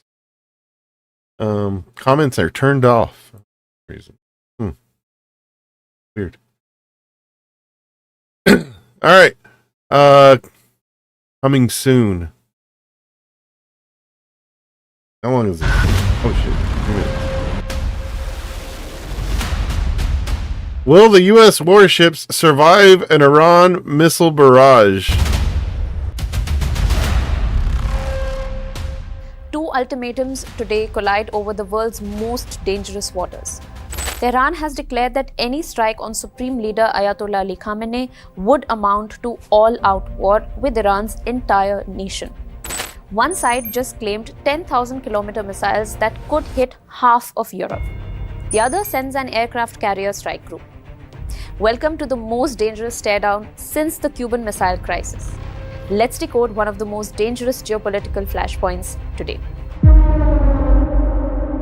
President Masoud Pezeshkian has declared that any strike on Supreme Leader Khamenei equals a full-fledged war with 80 million Iranians. He has clearly drawn the red line for Tehran and warned that Iran's armed forces would respond with all that they have if attacked again. I don't know. Trump's making it sound like, we're just going to bomb them and everything is going to be okay. Why isn't our news saying this? Now, this implies the next conflict would be far longer and broader than previous narrow clashes. Washington's answer to these warnings has been visible as well. On the water, the US Navy's USS Abraham Lincoln Carrier Strike Group, previously operating in the South China Sea, is reported to be repositioning towards the Gulf region. President Donald Trump has said a big force of US warships is heading towards Iran. This echoes the past US military movements during earlier crises. We have a lot of ships going that direction just in case. We have a big flotilla going in that direction. And we'll see what happens. But unlike earlier limited engagements, such as the 12-day conflict of 2025, the current rhetoric from both capitals is more severe. Each side suggests that crossing red lines would carry existential consequences. Tehran frames its leadership and strategic posture as a bulwark against foreign domination. Washington, on the other hand, has publicly pressed for new leadership in Iran after a violent crackdown on internal protests. Experts warn that the real danger lies not in a single missile or a strike, but in how quickly escalation could outpace diplomacy with broader regional and global consequences should a miscalculation occur. Every move is being watched not just by Washington and Tehran, but by Gulf allies, Europe and Asia. The economies and security of these countries are deeply tied to stability in the Gulf. As the Abraham Lincoln sails closer and diplomatic channels strain under the weight of ultimatums, the world faces a precarious question. Will this be a standoff resolved by words? Or will this be the opening act of a conflict with repercussions far beyond the Gulf? Who will blink first? Watch this space. WION decodes complex issues in simple language. What do you want us to decode next? Let me know in the comments. How are we going to go to war with Iran if we're busy going to war with ourselves?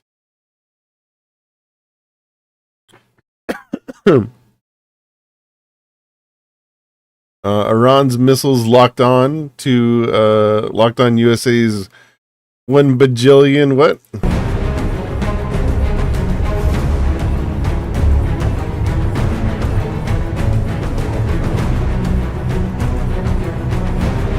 I don't know how many zeros that is. 1, 2, 3, 4, 5, 6, 7, 8, 9 trillion?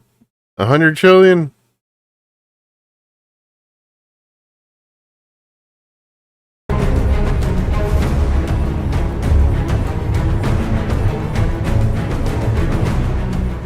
Amid escalating tensions in the region, Iran has once again reiterated its threats toward Washington's allies and interests across the Middle East.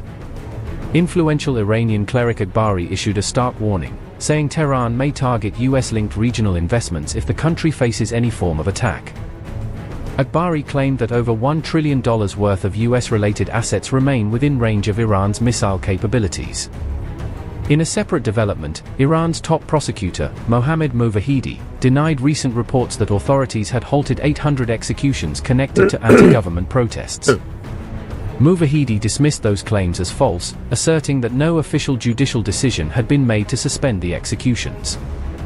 Meanwhile, Iran's foreign minister, Abbas Araghchi, told Fox News that there were no current plans to execute protesters. Araghchi also warned that Iran would respond with its full force if the United States were to launch any military action. I feel like this is AI. Probably is. Akbari's warning came at a time of mounting tensions between Tehran and Washington over We've positioned a lot of planes and ships around Iran right now. The United States had an armada moving toward allegedly, Iran, what it's going to happen tomorrow or the day after that. Trump also renewed his warnings to Tehran, cautioning against any moves to harm protesters or restart its nuclear program.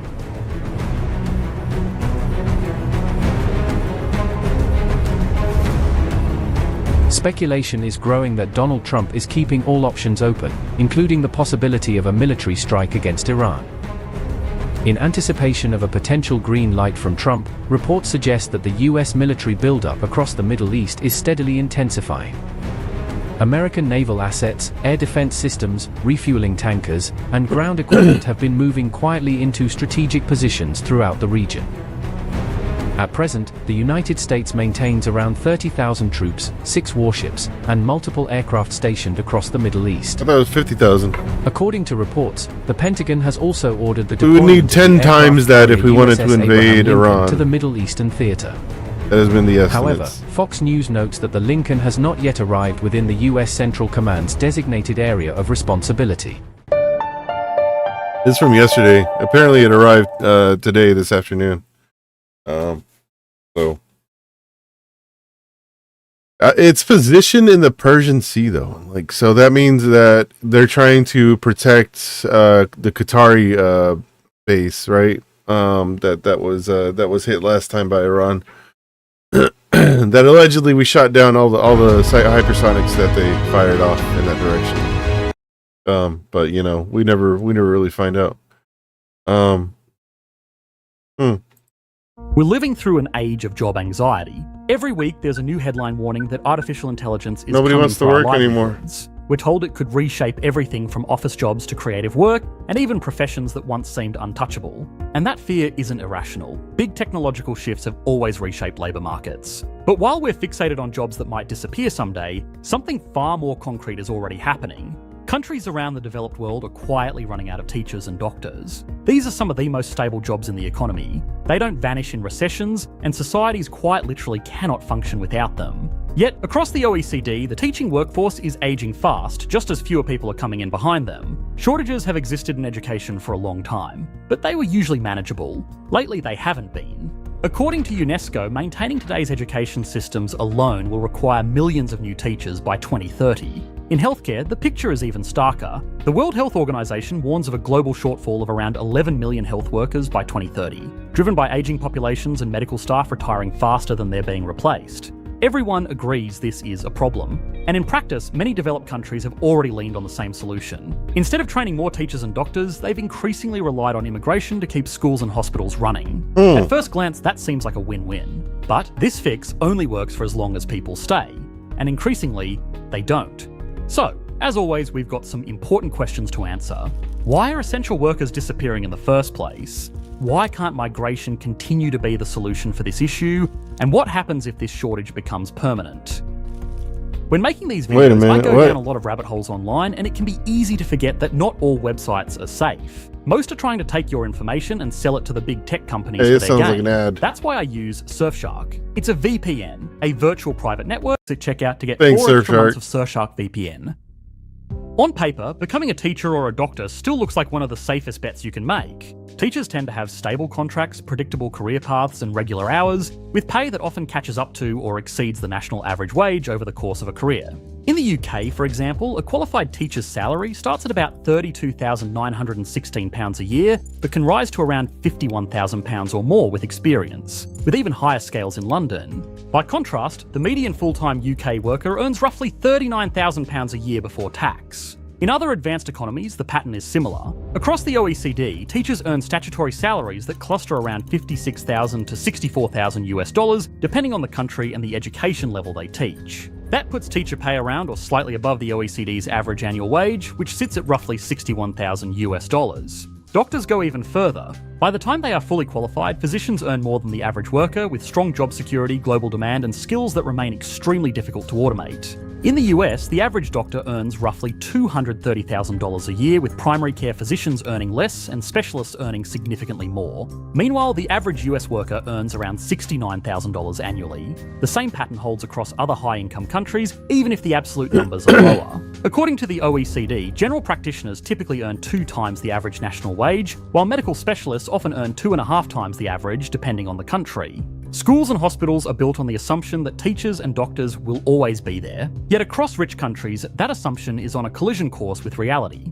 Despite all the apparent advantages, schools and hospitals are finding it harder to stay fully staffed. For most of the past century, the way rich countries supplied essential workers followed a fairly predictable pattern. Teachers and doctors were trained domestically, usually through heavily subsidised public systems, because governments understood these roles as core national infrastructure rather than ordinary market jobs. Each year, a new cohort of graduates would enter classrooms and hospitals, while older workers gradually retired. As long as the number coming in roughly matched the number leaving, the system stayed in balance. Schools remained staffed, hospitals kept functioning, and shortages were rare and usually temporary. That model worked because the underlying demographics supported it. Back then, populations were younger, birth rates were high enough to guarantee a steady flow of future workers, and demand grew slowly enough for systems to keep up. Training capacity didn't need to expand aggressively because replacement was gradual and largely self-sustaining. But now, the system is breaking down. Across almost every high-income country, populations are aging rapidly, which puts pressure on healthcare from 2 directions at once. Many doctors are approaching retirement just as the population itself is getting older. In countries like Japan, Italy, and Germany, more than 1 in 5 people is already over the age of 65, and that share continues to rise. And older societies need more healthcare, not less, because people live longer and spend a greater share of their lives managing chronic conditions. At the same time, birth rates across developed countries have fallen well below the replacement level of 2.1 children per woman. In countries such as South Korea, Italy, Spain, and Japan, fertility rates now sit closer to 1.2 or lower, and even historically higher fertility countries like the UK, France, and the Nordics have seen sustained declines. In practical terms, this means fewer young people entering the workforce just as demand for teachers and doctors is accelerating. So the obvious question becomes, why don't we train more of them? The problem is that training new teachers takes years, and training doctors often takes a decade or more from university entry to full qualification. That means the shortages visible today are not the result of recent policy failures, but of decisions made 10, sometimes 20 years ago, like how many training sites to fund or how much strain these systems could be expected to absorb. When retirement waves arrive, there is no way to accelerate the pipeline quickly enough to compensate, and the pandemic just made this timing problem worse. COVID-19 didn't create the underlying shortage, but it exposed it, accelerating burnout and pushing many experienced teachers and healthcare workers into early retirement at exactly the moment demand was spiking. And once those workers leave, they can't be replaced quickly enough. But the deeper problem is that these shortages aren't just about timing, they're about incentives. While teachers and doctors earn above average wages, in many countries they earn less than other professions requiring similar levels of education, responsibility, and time investment. Also, public sector pay structures tend to place a ceiling on earnings over the course of a career, with defined salary bands that contrast with private sector professions, where pay can continue to scale with experience, performance, or market demand. At the same time, getting into these professions has become a longer and more expensive process, with higher student debt, rising housing costs in the cities where the work actually is, and a payoff that comes only after many years of training. Day-to-day work has also become more demanding. Long hours, administrative overload, and high responsibility have become normal, particularly in healthcare, where staff shortages feed directly into heavier workloads for those who remain. For many high-performing students, private sector alternatives often offer faster financial rewards, more flexibility, and fewer constraints, making teaching and medicine comparatively less attractive despite their long-term stability. So, the result is a slow compounding erosion. Fewer people begin training, more leave earlier than expected, and the workforce ages faster than it can be replaced. So, how have governments managed this problem until now? Pay raises and retention policies have helped, but when faced with shortages they can't fix quickly, most governments have reached for the same lever. If you can't train enough teachers and doctors at home, you bring them in from elsewhere. Migration is a faster fix than expanding universities. It's also cheaper than raising pay across the public sector and far easier. That's what we've been doing for years.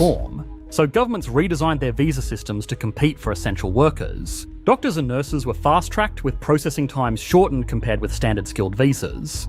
In the UK, that led to tens of thousands of arrivals in a single year. In 2022 alone, over 73,000 health and care workers were sponsored on skilled visas, and the number continued to rise into early 2023. So in the short term, visa changes did what they were meant to do. Over the past decade, this approach allowed schools and hospitals in developed countries to keep running without sudden spikes in class cancellations and hospital waiting lists. Even as some countries expanded training opportunities or experimented with retention bonuses, migration remained the fastest way to relieve pressure in the short term. The problem is that migration doesn't create new workers. It just moves them around. So, when high-income countries recruit teachers... It just moves them around from places that... Oh, okay. ...trained abroad, they're often pulling talent out of places... I don't like this video. Alright.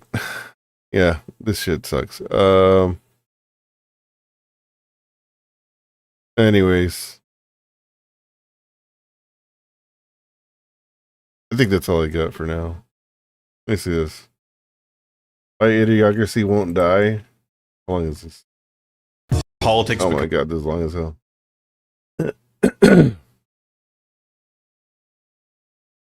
Why hasn't the economy collapsed? We are always told yet? that the economy is like a fine piece of clockwork. Everything has to fit perfectly in order. And even one small change can have second or third order consequences that could be devastating.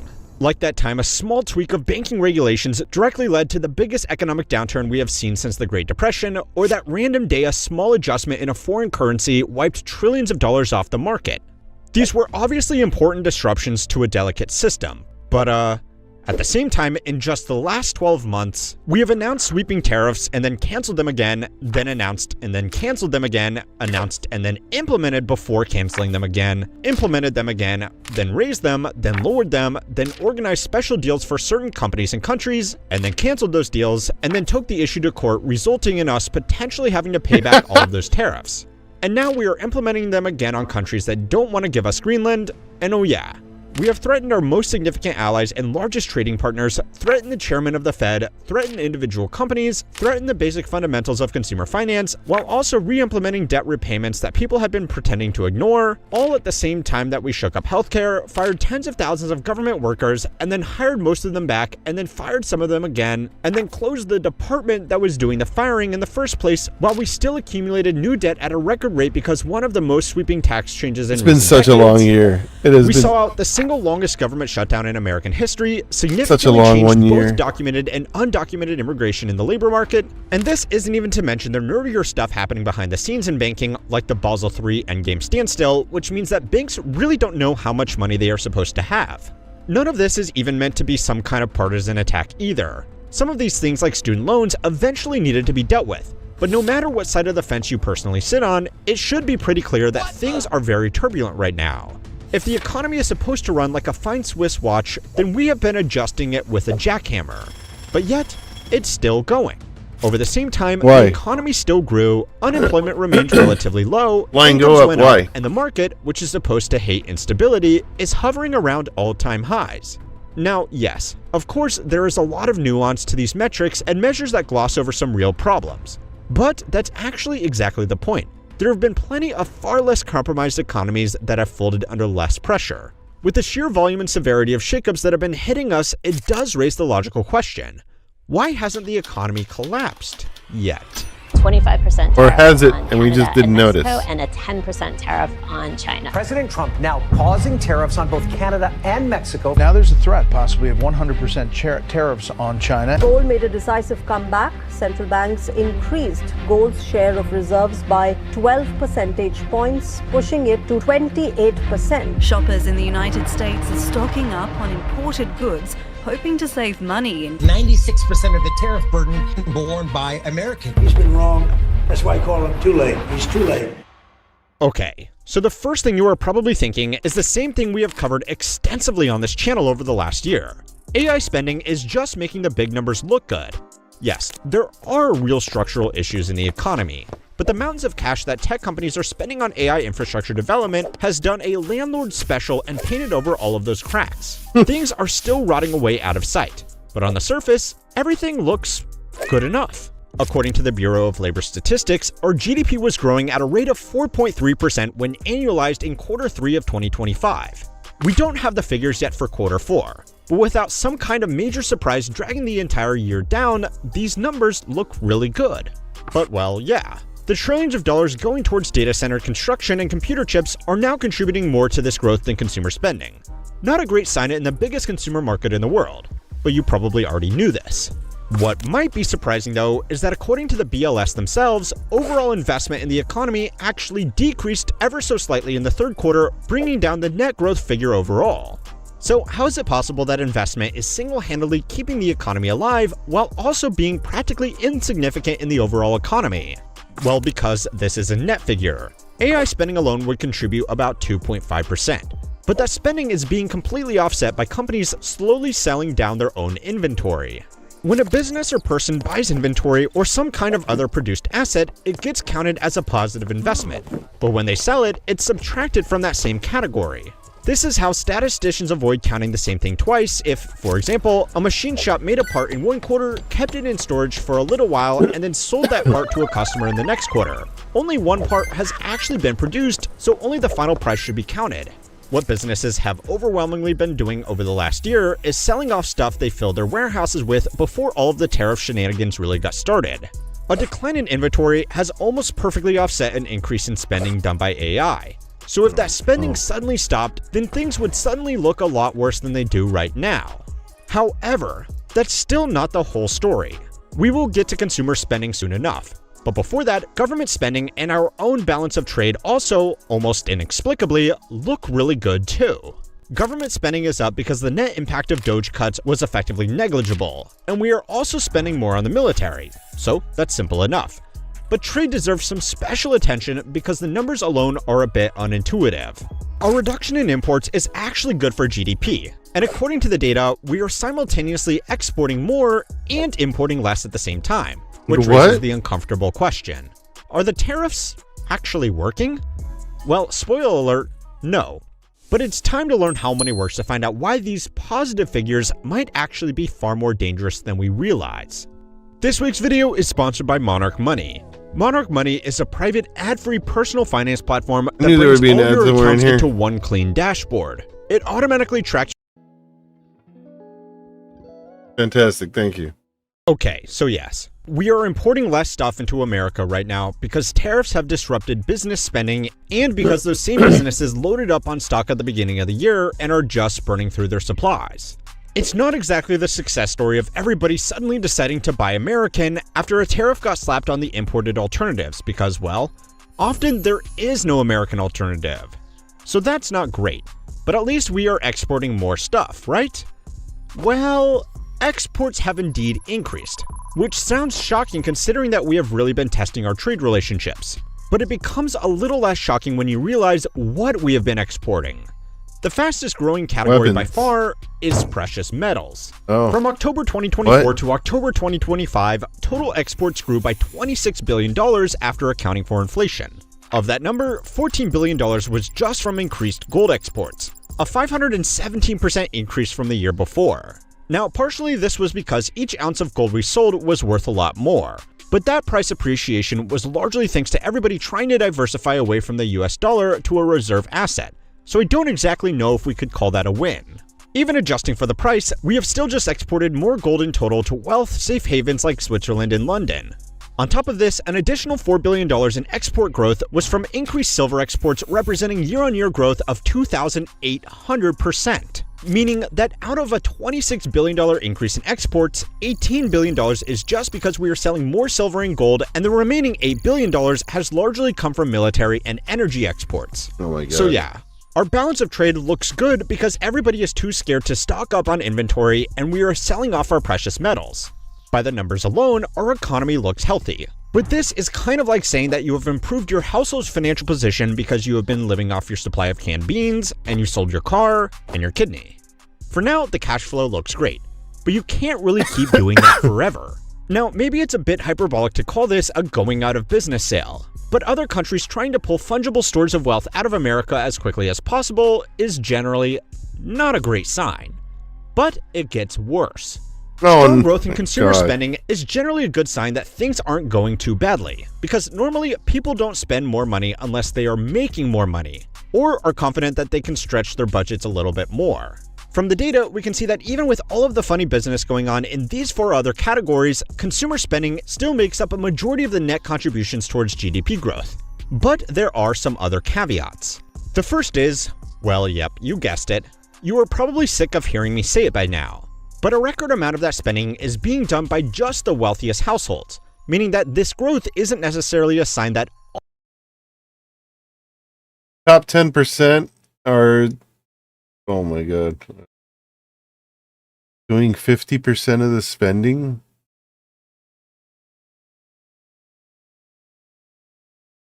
Again, you know, this goes back to something that I've said before. The United States is Candyland. If you're rich, like if you're filthy rich, it's fucking Candyland. You can do anything. You can break laws and you just, you know, pay a fine. This is wow. All consumers are feeling confident, and this line go down. Bottom 60% spending has gone down. More of a sign that wealthy people have enjoyed highly appreciated assets. But for the sake of this question alone, that actually doesn't matter. If the economy was seriously hurt by any of this turbulence, or even if these households thought the economy would be hurt, we would still normally expect them to reduce their spending as their businesses failed, their bonuses shrunk, or their investments faltered. But they aren't. If anything, they are actually spending too recklessly, resulting in a record number of very high-income households getting themselves into financial difficulty. It might be really dumb for the individuals, but it does mean that businesses have been very comfortable producing lots of goods and services, even if they are increasingly catering just to the wealthy. So maybe the rumors of our impending demise were greatly exaggerated after all, right? Well, you probably should have seen it coming at this point, but let's take a look at a good number and explain why it's actually a bad number. Most of the growth in this consumer spending came from healthcare and other non-durable goods, which the BLS notes was primarily made up of pharmaceuticals. It's no secret that insurance and prescription prices have gone up for most households, but these measures are supposed to account for those price increases and just look at the actual services being provided. So there are actually 3 things that have been driving this extra output from the healthcare industry. The first is simply that we just need more healthcare. An industry report by McKinsey generally summed it up that Americans were on average getting older, fatter, sicker, and less engaged with their health. The second factor was the growth in offerings like GLP-1 drugs that have driven a lot of demand for pharmaceuticals. And the third variable is simply that a lot of people are afraid that they are going to be pushed off of their health insurance plans in the coming months, so they are in a bit of use it before they lose it situation. On top of all of this is a massive system of bureaucracy and broken incentives that I will actually be making a video on next month, so make sure to subscribe for that. But in the short term, all of this activity has contributed to consumer spending because healthcare and pharmaceuticals are really expensive and really hard to say no to. I'm part of this. Need it. So hopefully all of this adds some relevant and slightly depressing nuance to an apparently red-hot economy. This economic growth is really good. There is no denying it. But a lot of the factors contributing to that growth are either not sustainable or not discretionary. And that's before we consider the biggest caveat of all. Our economy may have grown by around 4%, again depending on what Q4 results look like. But the US dollar has fallen by over 10% compared to most other major currencies. Now, it's not as simple as saying that this means we are really 6% worse off, but this kind of rapid currency depreciation quietly helps some of these figures look better than they should be right now, while simultaneously indicating some problems in the future. For example, the stock market has grown to record highs, which helps explain why wealthy households are still willing to do a lot of spending. But when denoted in most other currencies, the market has either traded flat or actually gone backwards slightly. This currency depreciation has also made our exports cheaper and imports more expensive, helping to explain the boost from both of these categories. A person that has seen their stock portfolio increase by 10% in a year might be happy to spend a little bit of extra cash. But when an overseas vacation or imported car is 10% more expensive, then some local alternatives suddenly look a lot better. Now, if we were actually a net exporting economy, this might actually help us out a little bit by making our exports more competitive in global markets. But unfortunately, we are the largest net importer on the planet, so what it will actually do is just make most things more expensive. This is also on top of the tariffs, which according to a study conducted by the Kiel Policy Institute, have overwhelmingly been paid for by regular consumers. The report tracked the end price of 25 million transactions and found that foreign exporters were absorbing around 4% of the costs, with the remaining 96% being passed through to households. So yeah, individually we are importing less, while paying more for it. It's not great, but it still is not the collapse that a lot of pundits might have predicted. The reality is that it's just too early to tell. The American economy is not invincible, but it is both very large and very privileged. The size of our consumer and financial markets mean that things are not going to play out as quickly as they would in most other countries that are a lot easier for foreign institutions to move away from when things look risky. We also have some of the most widespread and entrenched agreements, alliances, partnerships, commitments, engagements, and even just good old understandings with almost every major other economy worth mentioning. These have all been tested, clearly. But no matter how hard we try, they won't fall apart overnight. Now in the short term, that's good, because it means we have time to see things going wrong. But it also means that things will take a lot longer to get back if other countries, investors, and customers start trying to work around us rather than with us. Now, it certainly doesn't help that a lot of these decisions are being made by people who won't be around to see the already heading to bed. Yeah, I'm calling it after this one. Find out how the boomers are slowly losing their long-held grip on power, and don't forget to like and subscribe to keep on learning. It seems like the economy is just like held up by nothing. Like the AI bubble is what it seems like to me. Yeah, that's it for me. I'm done for tonight. You guys have a good night. I appreciate y'all.